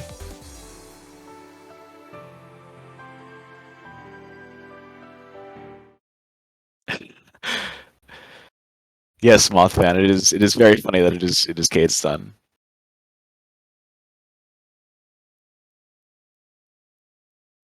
Well, that's unfortunate. I'm out and Gitto is out, so we're gonna move on to Kewpie versus Game Freak. Whoever goes there is gonna have to deal with the monster that is Rem. So, needless to say, I think neither one of these players wants to lose. Aside from how scary it is to lose, there's a big benefit to be gained from winning, and that's the giant safety net that is the bracket reset. So there really is a lot on the line here.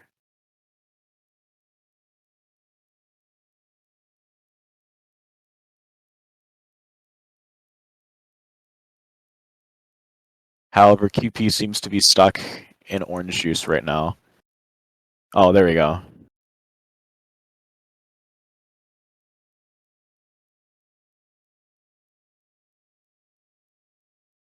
Moth fan 48 telling everyone to wait.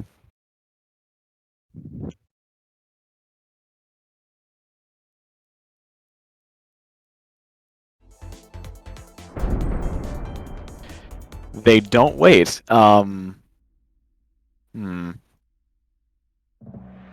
Hopefully you can. Hopefully this works out anyway. So they chose the mix-up of ignoring Moth fan.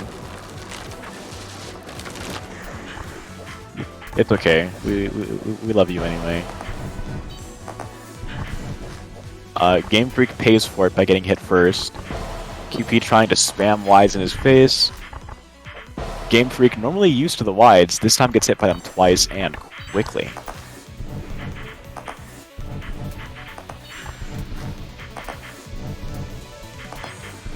QP doing some nice dodging. There's definitely a lot of pressure to put those basics down, but he's not really forming a strong enough wall for it to be justified, if you ask me.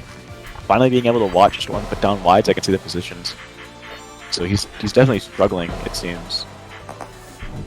Gets a nice hit, though.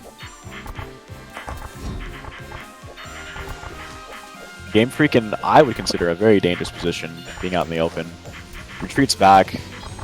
QP doesn't want to let him get away and put another flower down, however, he cannot stop it. Flash steps over to try and attack Game Freak. Game Freak gets spooked and gets hit by a wide. Wide's doing a lot of damage right now.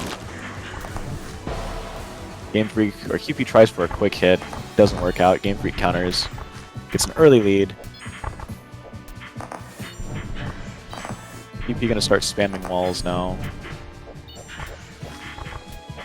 Unfortunately is forced to stop from all of this pressure. Game Freak tries to move forward and put down a butterfly in a good position, and he pays for it with a heart and no butterfly.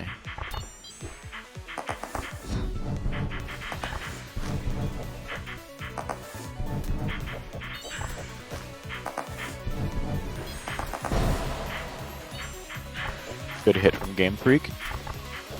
QP down to 2 hearts to Game Freak's 3, so he's got a bit of an advantage. However, he gets backstabbed. However much you can get backstabbed by something round.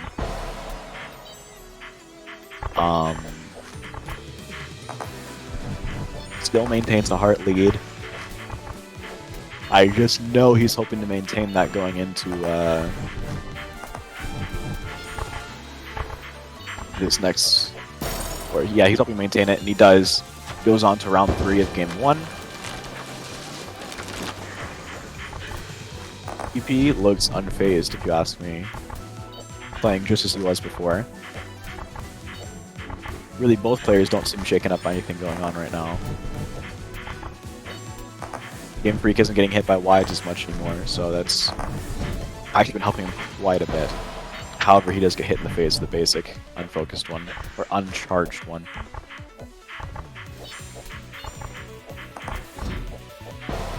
Puts down a flower, gets hit by another wide. Gets hit by another wide. This is not good.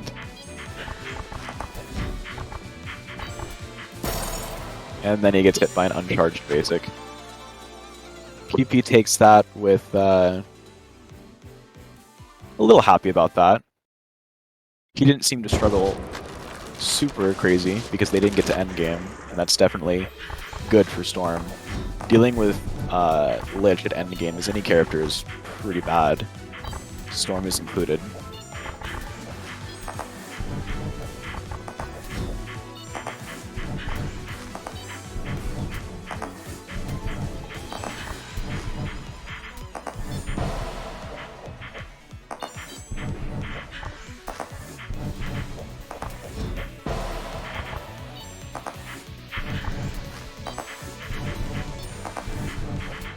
Does not get the backstab. I know he was trying to do that, but the arrow doesn't redirect, unfortunately.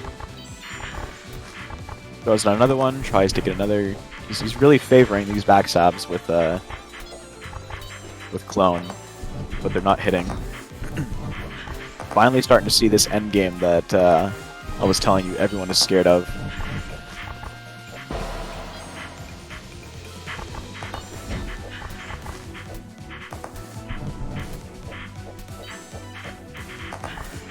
Playing a bit more carefully. No hits are coming out, which means the walls are going to start slowly shrinking, and that's a scary place to be. At least QP finds himself out of the corner. He's now pressed up against the wall, but he at least has some space to move. Unfortunately, having space does not automatically mean you won't get hit. You still have to dodge, and he gets hit. Another hit, and QP is down to the last heart. Game Freak playing a more passive style, and as we've observed before, Game Freak tends to do better when he's playing a bit more passively.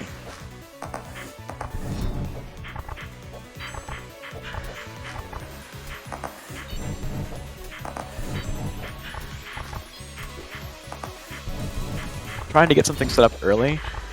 Doesn't have anything super set up right now, just the basics, but an early hit from Lich makes it a lot easier to get things going. Game Freak now has a decent setup down, just no flowers placed, but he's slowly rectifying that. Unfortunately, he gets hit by a wide.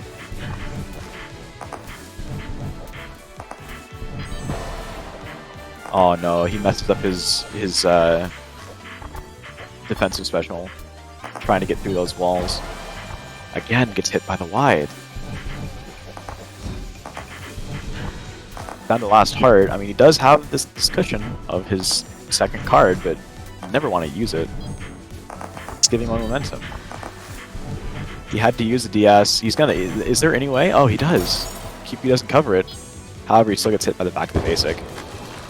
And that safety net that I was talking about, he expended it to stay in the game. Early hit, though. Doesn't matter. Down to 3 hearts for each. Avoids the wide, that's good. Oh, he tries to get in close. He wants to stop QP from setting up, and it seems to work out. QP gets hit. You get a lot of you get a lot of a hit as Lich. You get, in addition to the heart, you get time to set up, and that's just critical for Lich. Unfortunately, the downside is when you get hit by Lich, you kind of lose out on that a bit. depending on what your setup already is. Kewpie putting up some walls. Game Freak has to DS out. Unfortunately, he pushes himself back into the wall and gets hit. Down to last heart, but he takes Kewpie out. That is game 2 for Game Freak. He just needs to win one more, and he will move on to Grand Finals.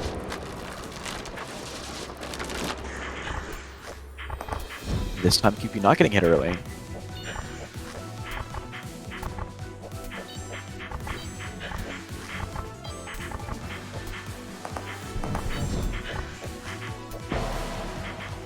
Unfortunate Moth.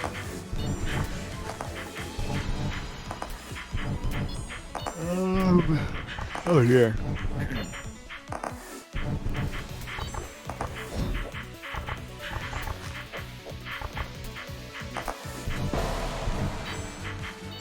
Gets hit again by a stray shot.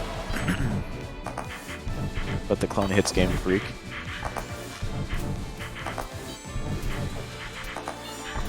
Kewpie decides that he wants to stay behind all of the setup. There's really a lot of stuff just coming at him, but he's dodging it quite well, so he doesn't have to move forward. Funny thing happened to me on my way to the kitchen. Sorry? I said a funny thing happened to me on my way to the kitchen. Oh, do tell. We love funny stories here.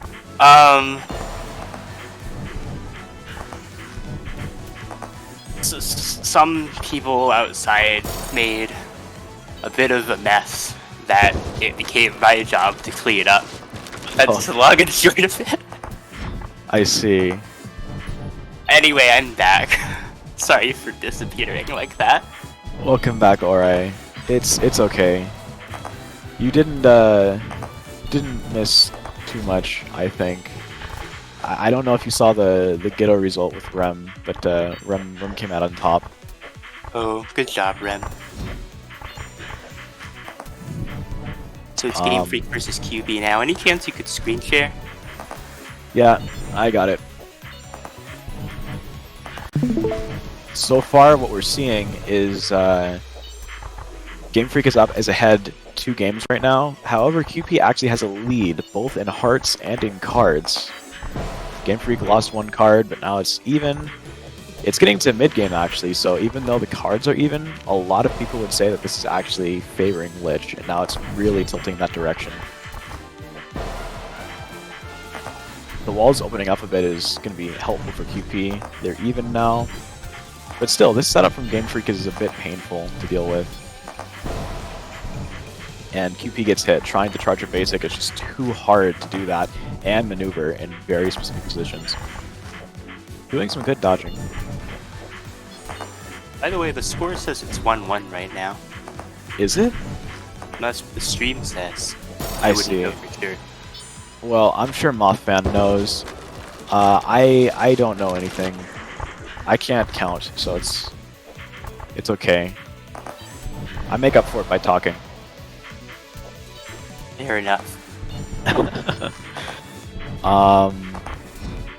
Kewpie not finding the time to make those walls against Game Freak has a clone in a rather unfortunate position against the back wall, where Kewpie is already trapped, and finally Kewpie takes a hit. Would have expected to see a flash step a little sooner. Maybe it was off cooldown, but I'm not sure. It would have been hard to pull off a good flash step there anyway, with all those butterflies. It seems finally, like Game Freak trapped against the wall. Sorry, what? Oh, I was just saying. I'm basically gonna say what you were saying. Oh, nice hit by Kewpie with the unfocused basic. Into a wide as well. It's a bit interesting, actually. Normally, Game Freak does quite a good job of dodging storms wide, but wide has hit him more than any other move has across all the games they've played. Interesting. He's definitely struggling a bit more against it. However, it doesn't matter. He takes out Kewpie. If it were me, I would have said that's game over, but it's not me. It's you, so it's 2-1. Yeah, according to the stream anyway.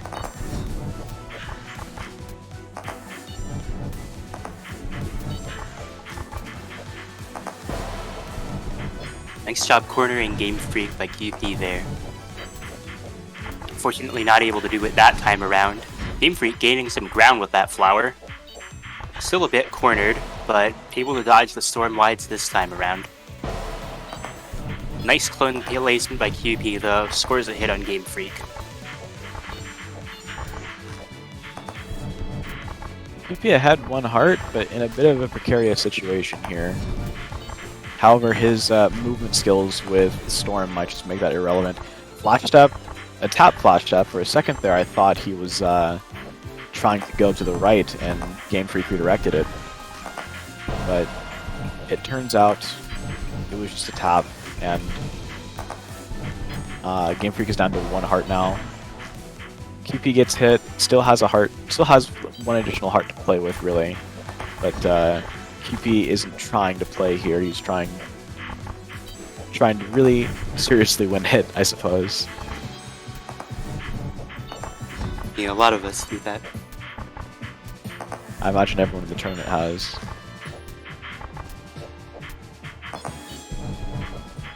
There is a little bit of a gap. Game Freak can just pass right through it. I don't even know what hit Game Freak there, but Kewpie is very excited.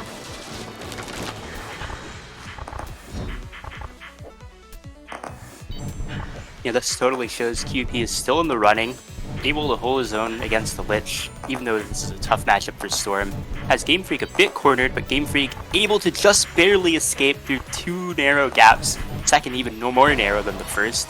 Unfortunately runs into a wide, goes just a little bit too far.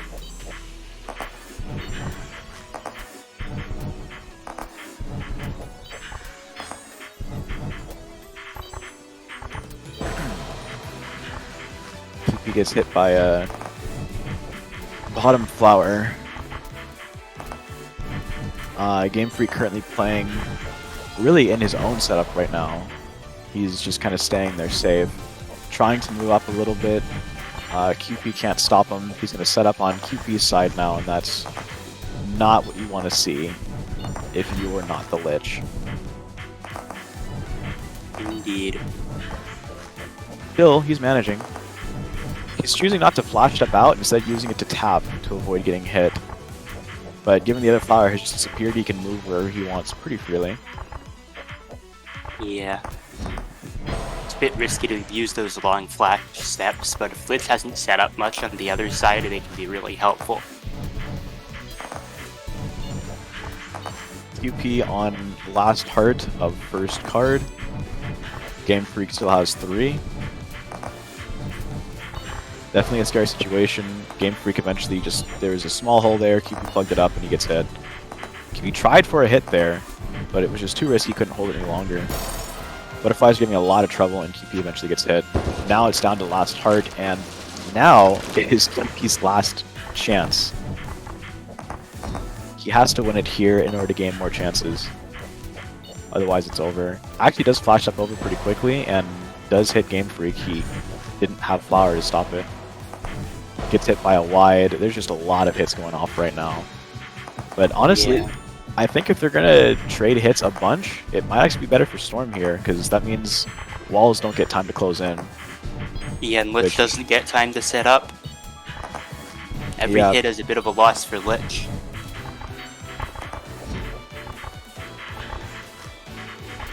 Nice flash up over. There's a lot of setup over here, but no wide to make it too difficult. Kewpie still gets hit though.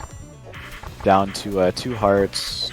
Game Freak trying to pressure with some close range play, which normally is very dangerous against Storm, but because of the setup that he has, the desync butterflies all shooting from different angles, Kewpie doesn't have enough time to stand still, so it's actually very strong. Yeah, Game Freak did some pretty good dodging there too. Unfortunately, he does get hit. Kewpie doing some pretty nice movement to keep those walls up, but can't do it long enough. Actually reads for 1 hit there and doesn't get it. Oh, he went all in there because I'm pretty sure he was in a wide when he used that basic. If that didn't hit, immediately Storm would have died. Game 5 now.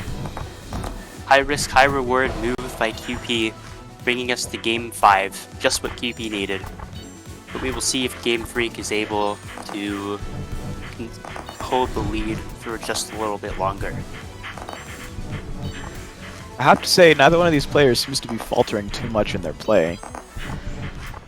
Oh yeah. They're both being quite consistent right now, so it'd be difficult for both of them. Unfortunately, Game Freak's still getting hit by those wides. PP a bit risky there, uses Flash Step.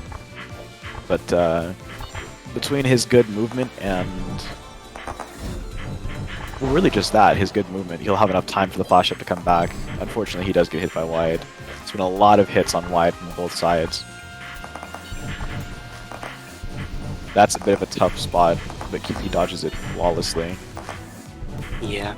Wonder if Game Freak is going to get cornered here. That clone placement not looking good, but Game Freak still has a bit of a gap to walk through. And Kewpie bonks into something, turning the tide in favor of Game Freak, even though Game Freak only has 2 hearts. Oh, but Game Freak stuck behind a setup, just barely able to squeeze out through the corner.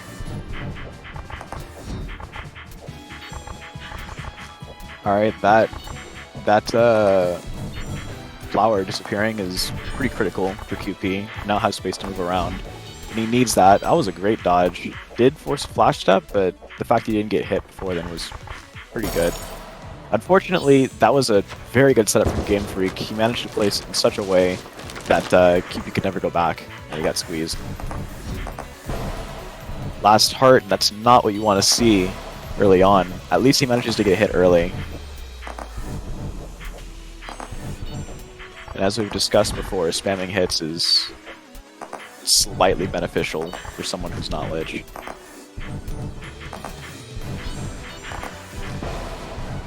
Tries for a tough micro there and gets hit. It really stings when you're trying for micro and you get hit for doing it when you could just macro. Yeah, indeed. Does have a dangerous setup coming up here. Game Freak also tries to macro, or micro, instead of using DS. We're seeing a lot of players, like they're playing very conservative with their abilities right now. It's costing both of them. However, you know, we've established like spamming hits, small benefit, it's adding up pretty quickly. Game Freak has to really take a lot of risk in order to get this setup done. However, he does it quite well. He's taken a lot of risk and his setup is up now. I would have expected him to get hit. Yeah, it was a good move there. Or a good series of moves, rather. Is Game Freak gonna be cornered? No, not quite. Avoids Kewpie's smaller basics as well, and completes the wall. Oh, and Kewpie gets hit. That's it. Game Freak manages to take it. That means Kewpie has to fight Rem. I consider Rem to be the scary monster on this side of Loser's Bracket, but we actually saw Kewpie defeat Rem. So maybe it turns out Rem is scared here. But Yeah, we'll see. we'll see if Kewpie can make a repeat performance.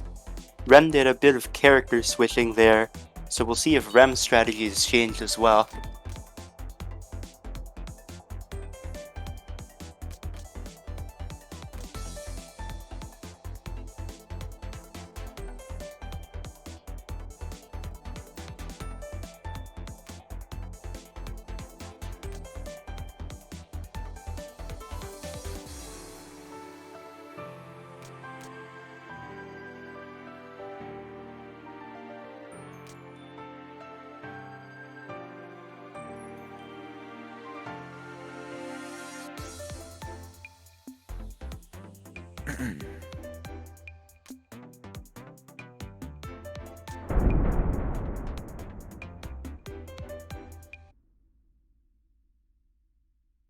Well, it is a best of 5 here. Last time this matchup happened, it was a best of 3.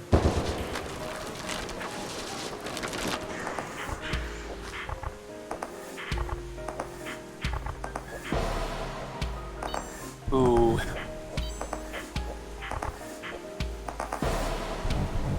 Oh, that was really unfortunate. Rem trying to dodge that melee in the right direction, but it's really hard to pick the right angle against Storm. Kind of catches Storm on the edge of Dispel there, but it doesn't pay off and Rem takes a 3rd hit. Finally melees Storm correctly, causing Storm to use Flash Step. Well, Rem gets a hit that he needs now. Hopefully it will slow down QP. I don't know what it is, but QP seems very energized here in this battle. He wasn't playing quite like this, I think, the last time. It's not a complete night and day difference, but it's more energized, I think.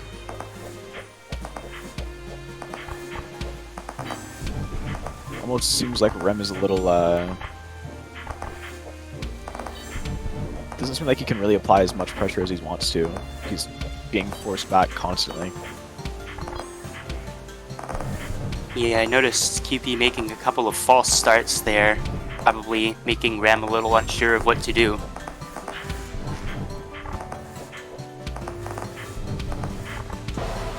Good movement from QP, but unfortunately he can't do it. Even if he didn't get hit by that wide, I think he was getting hit by the basic.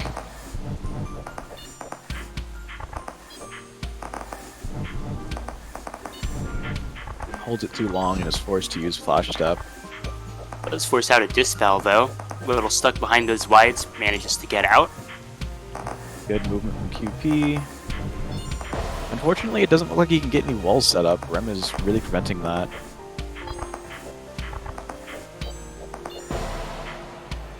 That's very unfortunate. He got hit by the wide just before it left the boundaries.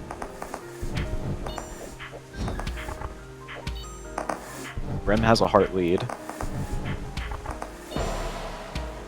Unfortunately, gets caught out, doesn't have defensive special to save him. So now Rem is down to last card. QP looking to close it out right here, and manages to do it. There's just nothing Rem can do. He got stuck. Yeah, fast card for QP there.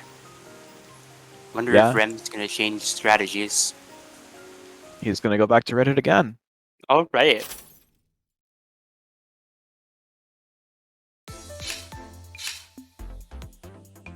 I suppose it's a question of if he will stay Red Hood, though.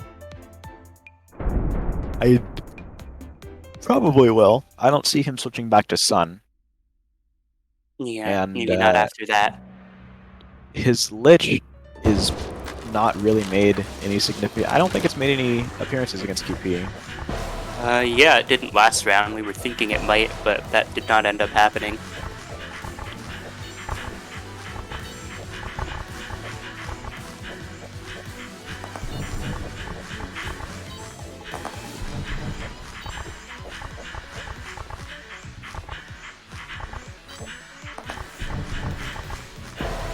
Ooh. Oh, backs up into it. But Storm taking a hit on the basic out of nowhere. Almost taking another basic hit, but QP narrowly dodging everything. Flash Step saves QP, who's able to dodge Red Hood's basics, and it's Rem who gets cornered. It is Rem that gets hit. Unfortunately, Rem could have avoided that hit if he used Vanish. But always trying to get that one extra dagger in. Down to 1 heart now. It's been a lot of back and forth, but we always end up in the same place at 1-1. This time Rem takes it.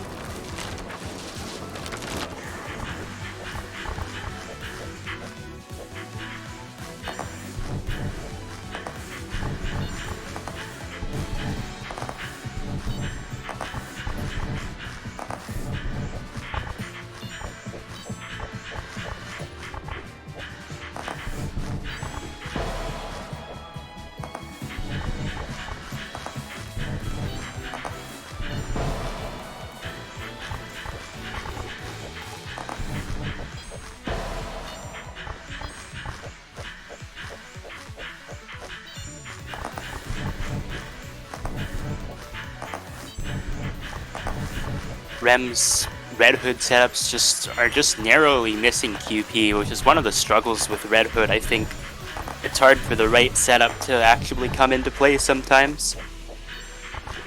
Yeah, that's true.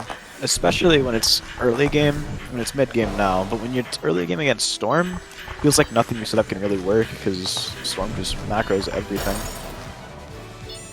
However, QP gets hit, and again, we see why Rem switched to Red Hood. That's a game win for him. It's now 1-1. Yeah, good work by Rem there. It was still a tough matchup, QP being a good player and all. Yep. However, he still gets hit by the focused kunai. Tries to flash up into Rem, and Rem gets scared and gets hit by wide. Kewpie definitely trying to scare Rem with wide.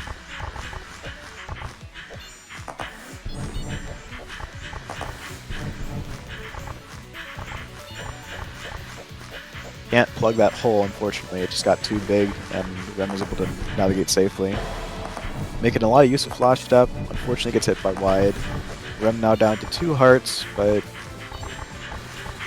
we've seen if the last game has anything to go by, they always lose 1-1 like that. Yeah. Kewpie tried to micro those kunai there, but it did not work out, and runs into a wide. Kewpie suddenly finding himself in a bit of a bind. It had to be said. Yeah, we were lacking. Nice macro by Kewpie. Trying to set up to corner Rem, but Clone's not able to put out enough pressure and Kewpie running into another wide loses the card.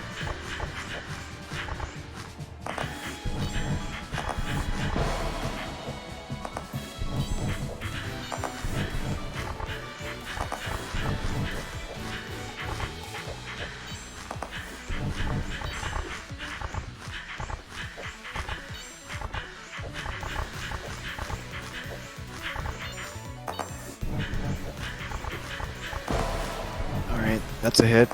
Rem down to 2 hearts.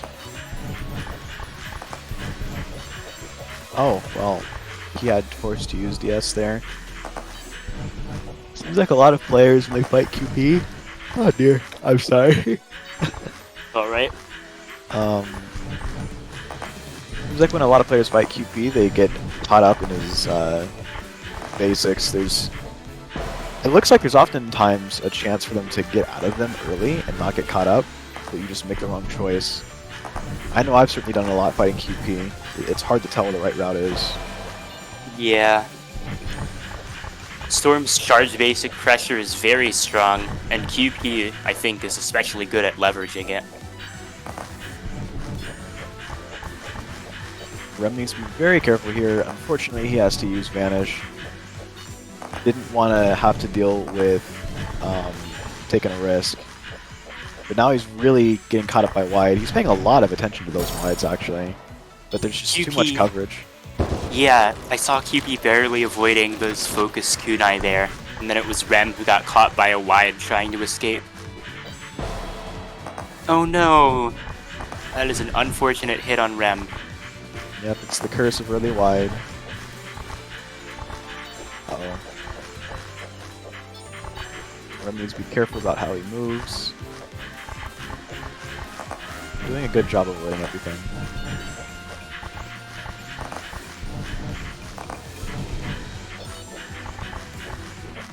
Rem going in for some, Kewpie going in for some melee pressure, and in the end, it doesn't hit, but Rem gets cornered, which forces out the Vanish. Excellent micro by Kewpie. That later resulted in a hit. So far there's actually not a lot of wide from Rem. He's not putting a lot down. He put one down just before he got hit, but a heart to buy a wide is not a good deal. Yeah. I think Red Hood wide is still the weakest move in the game, regardless of how many hits it gets. Yeah. QP loses 1 heart. Rem forced to use Vanish, and QP just holds down the wide button, and it deletes Rem. Yeah, I guess so. That's 2-1. Rem staying on Red Hood. It seems QP has adapted to Rem's pressure. It doesn't look to me like Rem is playing worse. It seems like QP figured out what the game plan here was, and has just adapted well.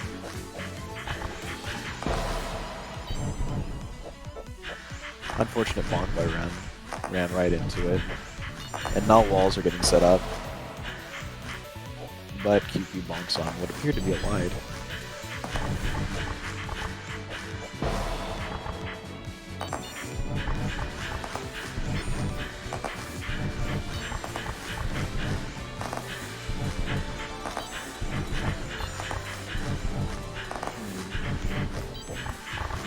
lots of stuff coming together. Rem has to use Vanish to get out.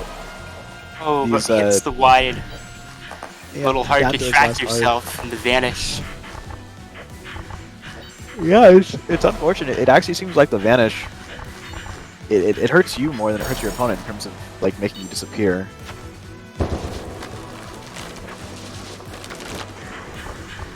Be down. Rem down the last part, huh?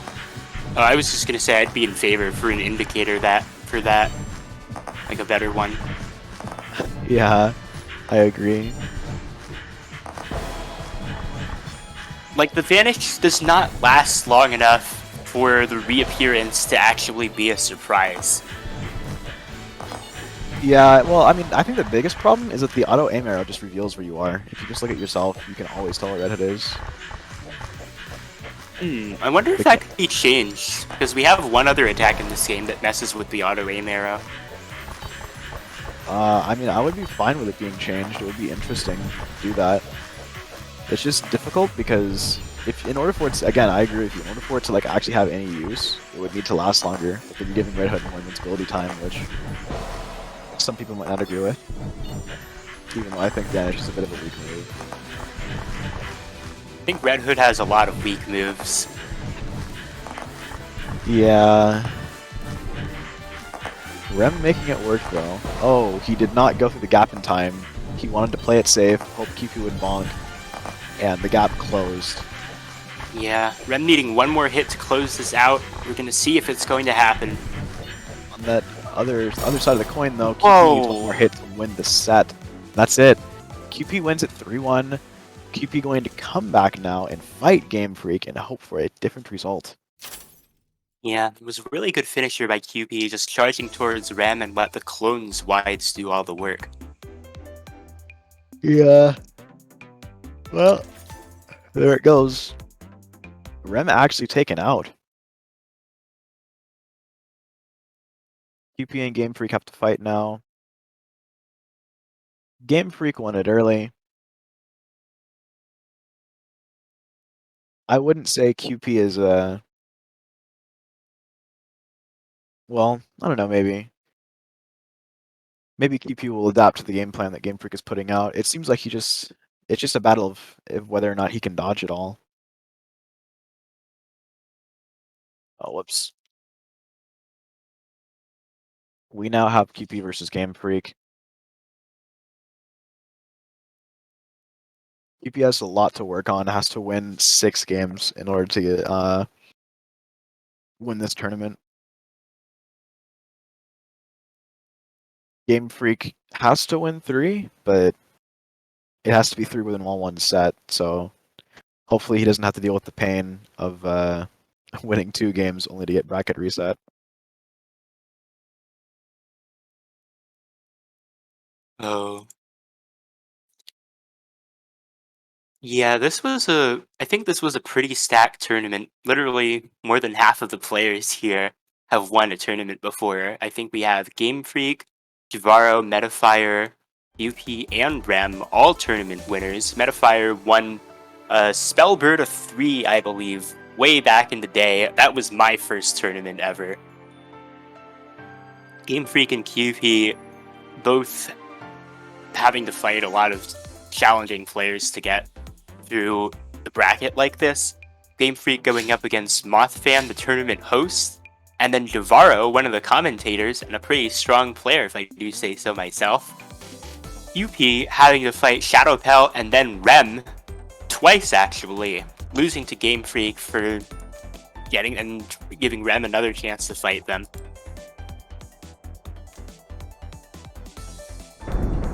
Well, it's a great recap of what we've seen in this tournament. I do agree it's been a pretty crazy one. On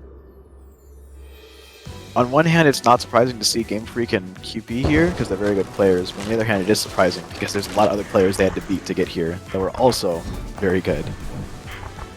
It's an interesting feeling. I think by this point we can consider Game Freak versus QP a classic matchup. They play all of the time in tournaments. And we have plenty of footage of it, and all their games are very, very close. By the way, if Game Freak wins this, this would be the second day in a row where Game Freak wins a tournament. Just thought I'd point that out. It's true. So far, it doesn't look like it's going to be easy though, because Kewpie already has a 2-heart lead, and despite Game Freak having a wall up, Kewpie's clone placement is pretty good, and Game Freak already trying to avoid other walls, so it looks like Game Freak's doing a good job for the time being. Has to use an emergency flower though, because the clone pops out of nowhere, but Game Freak is able to make the escape. Flash shot from QP. QP avoids getting hit. Has 4 hearts to... Well, Nothing now. 4 hearts. Well, yeah. Huh? Not nothing. I was just saying, yeah, it's 4 to 4 now because it's a new card. Yep. But, oh well, there you go. There's an early hit. Game Freak down to 3 hearts. We've seen this before. Oh my goodness. Oh, the yawning. Actually, we've seen it the last card where Game Freak is down 1 heart for most of the game, and then suddenly he gets comboed out. Hopefully, we don't get a repeat of that.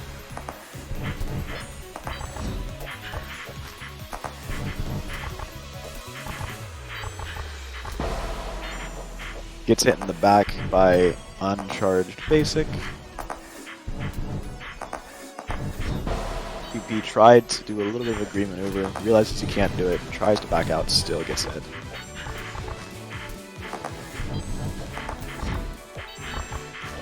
Game Freak playing it a little safe. Unfortunately, he does not have a setup right now. I guess his butterflies are in decent positions. Oh, He gets hit by that's wide. real unfortunate. Just when Game Freak got a wall up too. down to Kewpie 1 suddenly heart. doing real well. Yeah, QP is doing a lot better against Game Freak. I'm not entirely sure why. It doesn't seem like Game Freak is playing much different. Nice dodge. Trying to put down a wall. Unfortunately, he gets covered up, and that's game 1 for QP. Kewpie must be real warmed up. Only took 1 heart that whole game. We should note that he's playing White Storm instead of glazed Yellow Storm, so maybe that has something to do with it. Perhaps.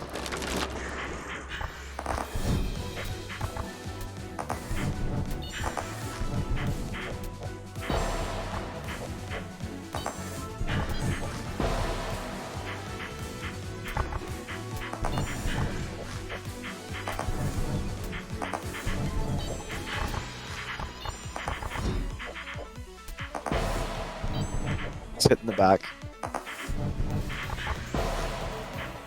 Oh, and lands in the wide. Yeah, unfortunate. Kewpie losing the lead. Gaining it back though, and walls are full. No flash up. Still a surprise to me.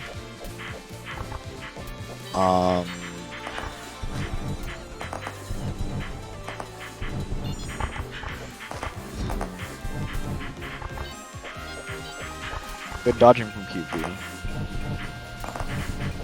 Actually, he has a heart lead, and Game Freak gets squished.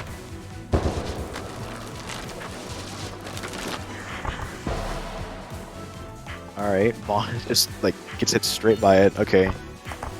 Game Freak That was not interesting. stopping it. Yeah, QP didn't want to bother shooting. He wanted to just get Game Freak to stop with his presence, but Game Freak was not having it. He knows he has time to charge flower. He can react to anything. And now that means there's a giant flower in the way. Luckily, it's early enough in the game to where this isn't lethal, but the amount of time it took away from QP, it could just be a delayed poison here. Yeah, definitely a big deal. Ooh, QP unfortunate. hits.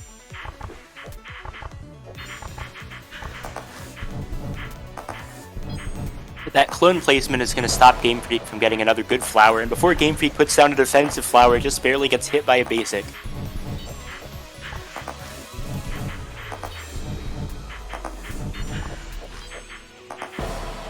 Another hit by Game Freak. He unfortunately, actually, I think he might have had flower there. Still though, QP down to 1 heart. Uses flash step. It's very interesting to me. Kewpie is not using flash up to make distance, he's using it to tap. And I know that's a great safe maneuver, but I feel like he has enough time to use the other side where it's easier. I guess he doesn't want to do that though. I'm not a Storm main, there's probably something I'm missing. Not quite sure, actually. Oh. Doesn't matter. Kewpie takes the game. That's game 2 for Kewpie. Yeah, one more and it's a bracket reset.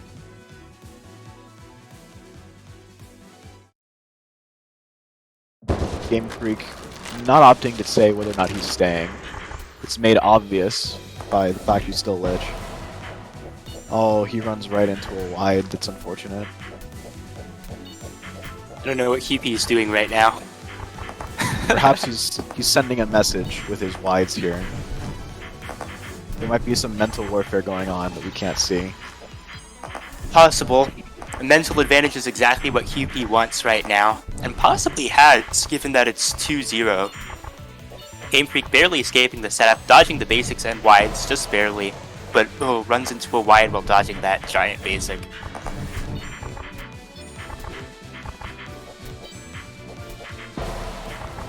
Kewpie gets hit. Still on this side. I did see him flash up over to one side of the screen for the first time, so something must have occurred to him.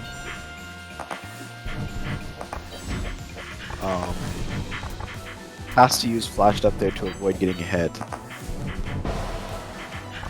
Still gets hit, but he has a heart lead, and doesn't need to use extra heart to get the victory.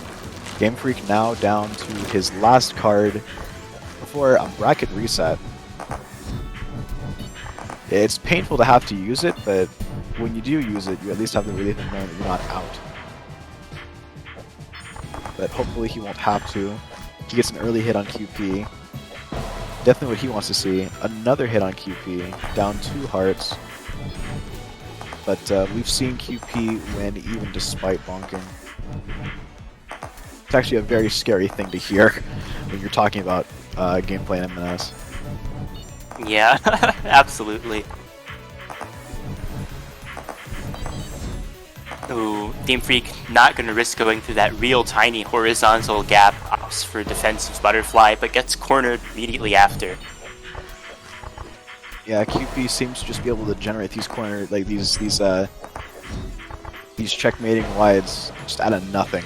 Yeah, even knew that Game Freak might do that close-up basic, stepped back and around to avoid it, and corners Game Freak once again, forcing out a defensive flower in the corner. This is looking bad for Game Freak. Ooh, I think Game Freak's cornered. Yep, that is it. He had a flower up. I saw him flash the flower, but he held it down too long. That's a bracket reset. Not only is it a bracket reset, it's a quick one. I don't think Kewpie lost a card.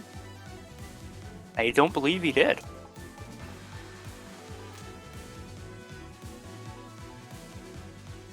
Kewpie calling out the stay, even though I don't think you have to, since it is a new set. Yeah, technically you might not have to. That's how I've interpreted the rules. Yeah. But a lot of people do, because why not? Well, Kewpie may or may not be playing Storm in this next game. Just like Game Freak may or may not be playing Lich in this next one. Yeah. Right now, Game Freak is going to the bathroom. He needs to... Oh, Kewpie is switching to random. Now, you see, here's the thing with switching to random. How can we... Oh, what's up? Oh, I didn't say anything.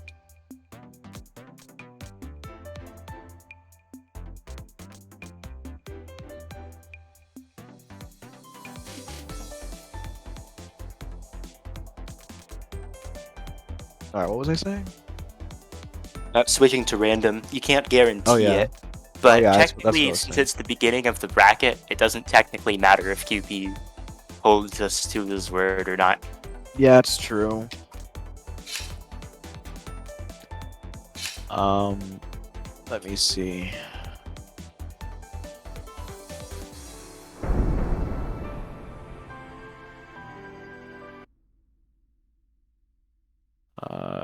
Okay, I don't know what the heck happened. But... Nice random.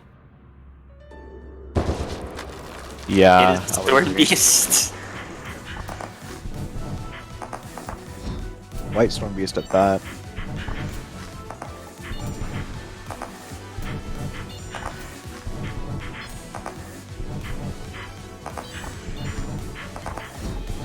Game Freak getting cornered already, forcing out a corner flower.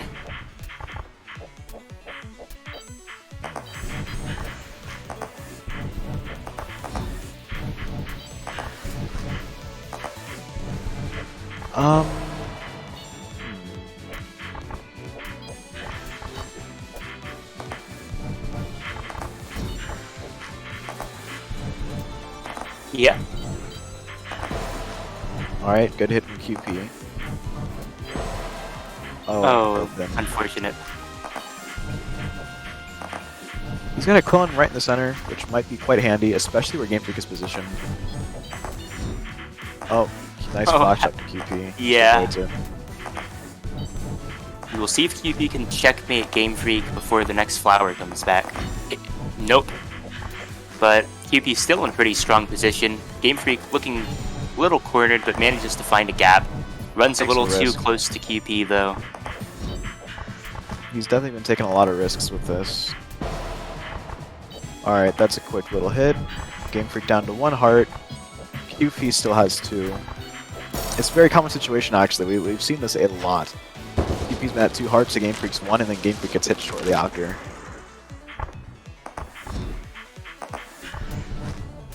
Game Freak's setup is up.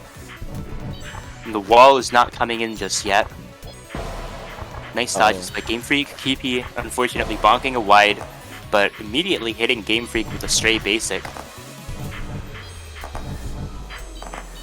Yeah, QP is still maintaining at least even, and really, well, not a lead now. Actually, QP is behind. Even while bonking though, still managing to make this difficult. Trying to set up a wall now, but I think he's a little too far away to really make a wall. Yeah, a lot of gaps in there. Good shot by Game Freak. It's a good thing. Game Freak finally got past the 2-1 barrier that he's been dealing with. Hopefully he can just take this card altogether.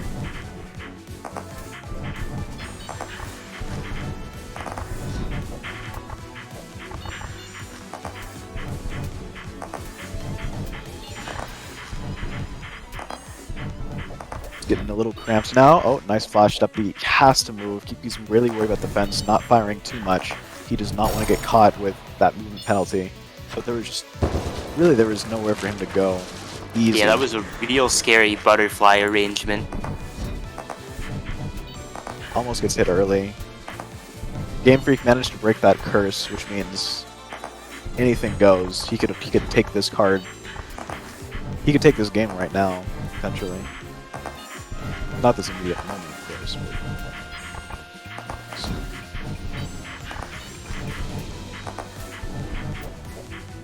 Keep getting a little stuck, but doesn't want to flash step. Game Freak, unfortunately... Well, actually, he didn't use Butterfly. I thought he did. Now he's got to set up down. Kewpie is no longer voluntarily in a bad spot, but uses flash up to get out.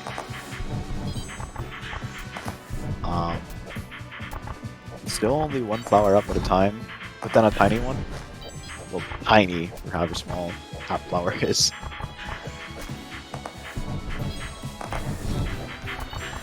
He is struggling a bit. Oh, that's unfortunate. He gets hit by it in the back. Doesn't fully dead zone it. And Kewpie doing a great job redirecting every single one of Game Freak's butterflies. Desynced or not, all of them are getting redirected. Oh no! And that's it. He gets hit by a wide. That's game 1 for Kewpie.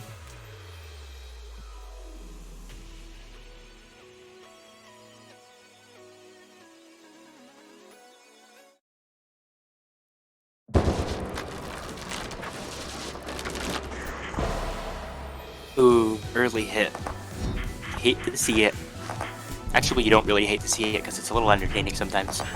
It is very entertaining to see for Storm.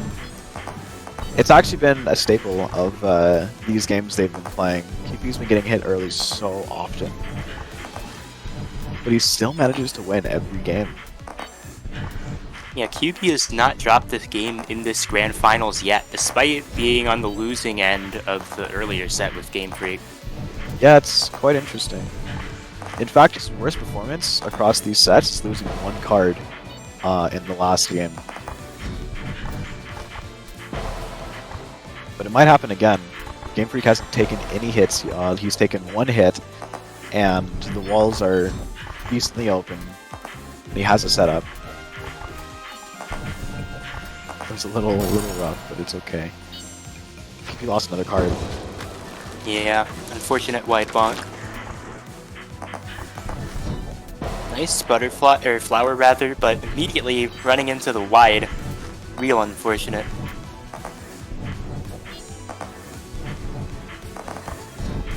Game Freak not getting cornered.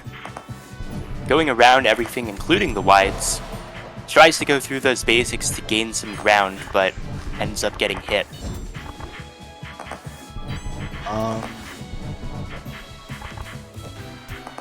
So, Kewpie in a bit of a tough spot here. Of course, it's still voluntary, I would say. He has the opportunity to flash step out, but why bother when it's not too difficult? Unfortunately, That's why. projectiles win on the screen. Yeah. Suddenly Kewpie down to one heart, actually, and Game Freak has a chance to take a game finally. Yeah, that was sudden. As things are in MNS. Stepping actually back into the hit. Yep. As fast as he possibly can, slamming himself into it. Game Freak actually speaking up and saying he's staying. He making a decision to hold the basic. I don't know if there's any benefit to it.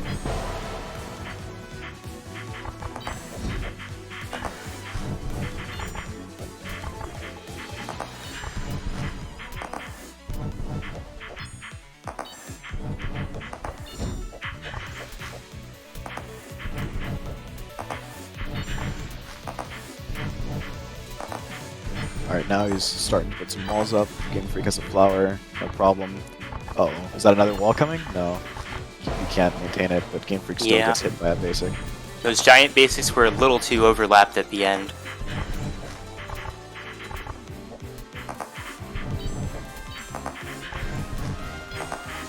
I'm trying to wall him out, but not much you can do from this position. Yeah, Game Freak making a huge flower, but then gets trapped. Could not escape. He'd be doing a side switch for less space, but less butterfly pressure. Definitely worthwhile. Good dodging. Game Freak feeling a little bit of pressure now, given that his setup has disappeared and that he's just gotten hit. Yeah, Kewpie took a good risk going to that other side and trusting that he could dodge the butterflies since the wides were gone. Yeah, I would agree. Oh and no! Game Freak clips the basic. If he has a heart lead, or card lead. And the heart lead now. Game Freak, no. While Game Freak's iframes were up, kind of moved into an awkward position, but is still able to escape and even gets a hit on Kewpie. Oh, that's and another one. hit.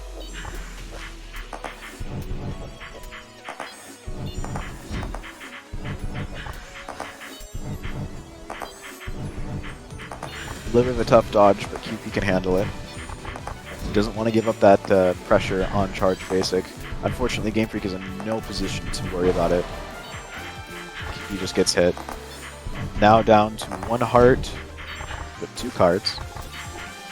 He's trying to snipe Game Freak with backstab basic. Doesn't hit it. I think Game Freak just bonks on wide. No risks. Uses flash step.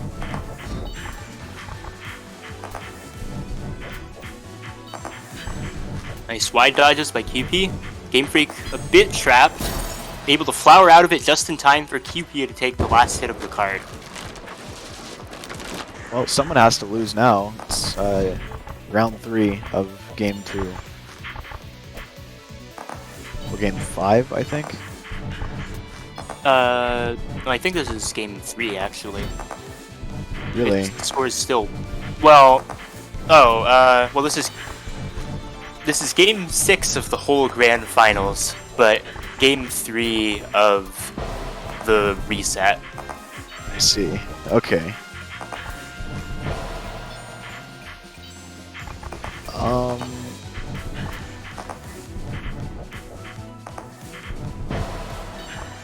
Oh my. Kewpie actually getting hit despite the fact there isn't too much setup here.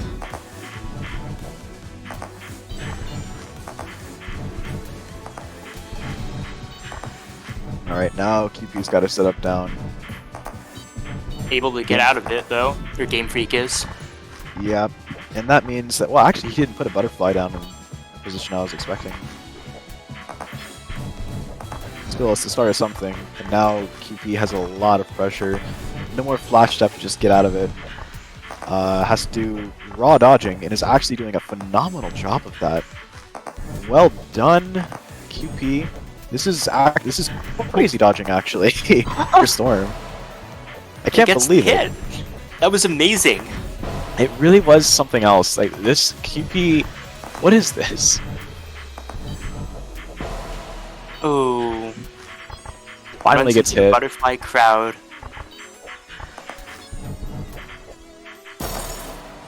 And gets the last hit on Game Freak. That was amazing. Yeah, that really was something. That was quite crazy. What a way to win that. Now it's 2-1 for Kewpie. Yeah, this will be Game Freak's tournament game. If Kewpie wins, it's all over. This will be the second time we've seen Kewpie come back against Liches in recent memory, because I believe something similar happened in Stargazers 12. Or maybe it was 11. I actually don't remember. It's okay. I can't even remember how many games players have played in this tournament, so... Alright, nice dodge from Kewpie. Although at this point, with Kewpie's performance with dodging, it's just become routine dodging now. Expectations are raised.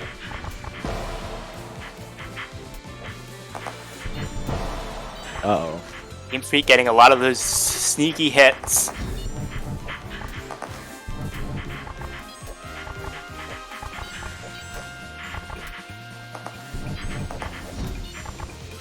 Alright, doesn't quite manage to get it. Kewpie looking really low, has to use Flash Up, or doesn't have to, but chooses to use Flash Up to get out of there.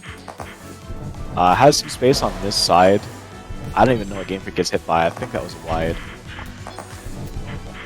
Good dodging from Kewpie, holds it off long enough, and Game Freak gets hit. He's now down to his last card, and this has got to be a bit distressing to have gone from winning to on the brink of losing. Yeah. It happened to me a lot.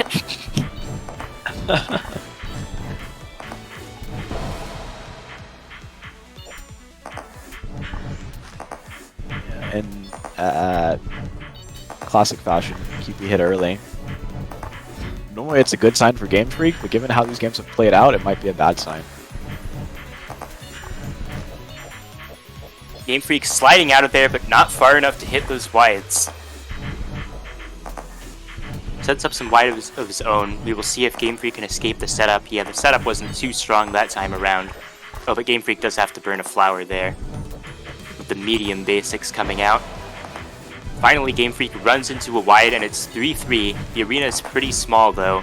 We've seen what Kewpie can do against Lich in small arenas, actually getting another hit on Game Freak and moving to a safer side. It's getting very... Oh, that's an unfortunate hit for Kewpie. All of that only to get hit by a stray flower shot.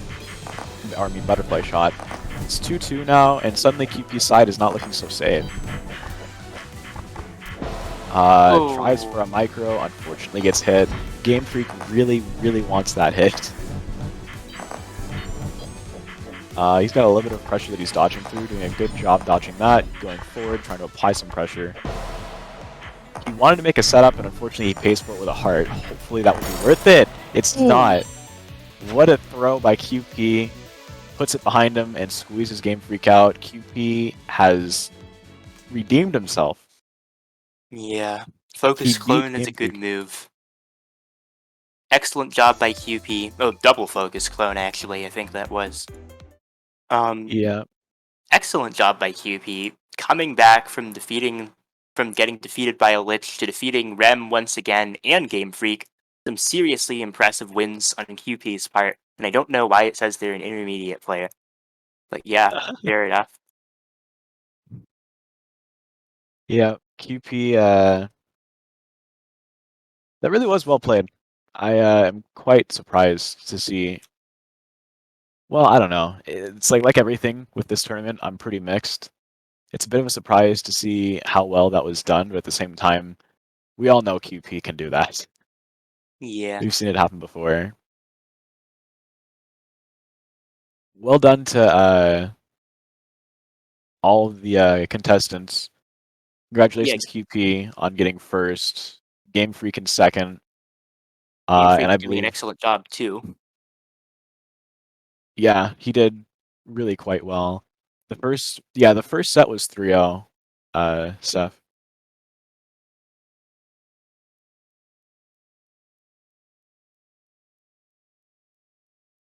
Yep, these are the final results here. We get to see Storm at the top. QP winning it with the White Storm. He lost his first life and had to shed his skin from the glazed yellow that he's such a big fan of. And it turns out that's what brings him back. Yeah, apparently Purple Storm, best Storm. Purple Storm is my favorite Storm. I'm not a fan of the yellow one. I have to agree. Although I know Game QP does like the oh, Yellow Storm. was just gonna say Game Freak and Rem in second and third place. Not an especially surprising result, but it is cool to see UnGitto in fourth place. UnGitto, decently strong player, but I don't see them doing this well this often. So nice to see how well they were able to do in this tournament. Sorry you lost to UnGitto though, Jahvaro. Oh yeah, Um, yeah, I definitely did not make it. Metafire actually ties with me. yeah, Uh, Unfortunately, I couldn't do better. That's on me. Maybe next time. Um, Shadow Pellet and Mothfan tying for seventh, and Shyoshiguy, he's at ninth. So yeah. we'll see if these results are shaken up. I don't know how many of these people are going to re-enter the next ATM, but I wouldn't be surprised to see QP, Game Freak, myself in there, and probably Rem and Ghetto as well. Really, I wouldn't be surprised to see all of them come back in here and try it again.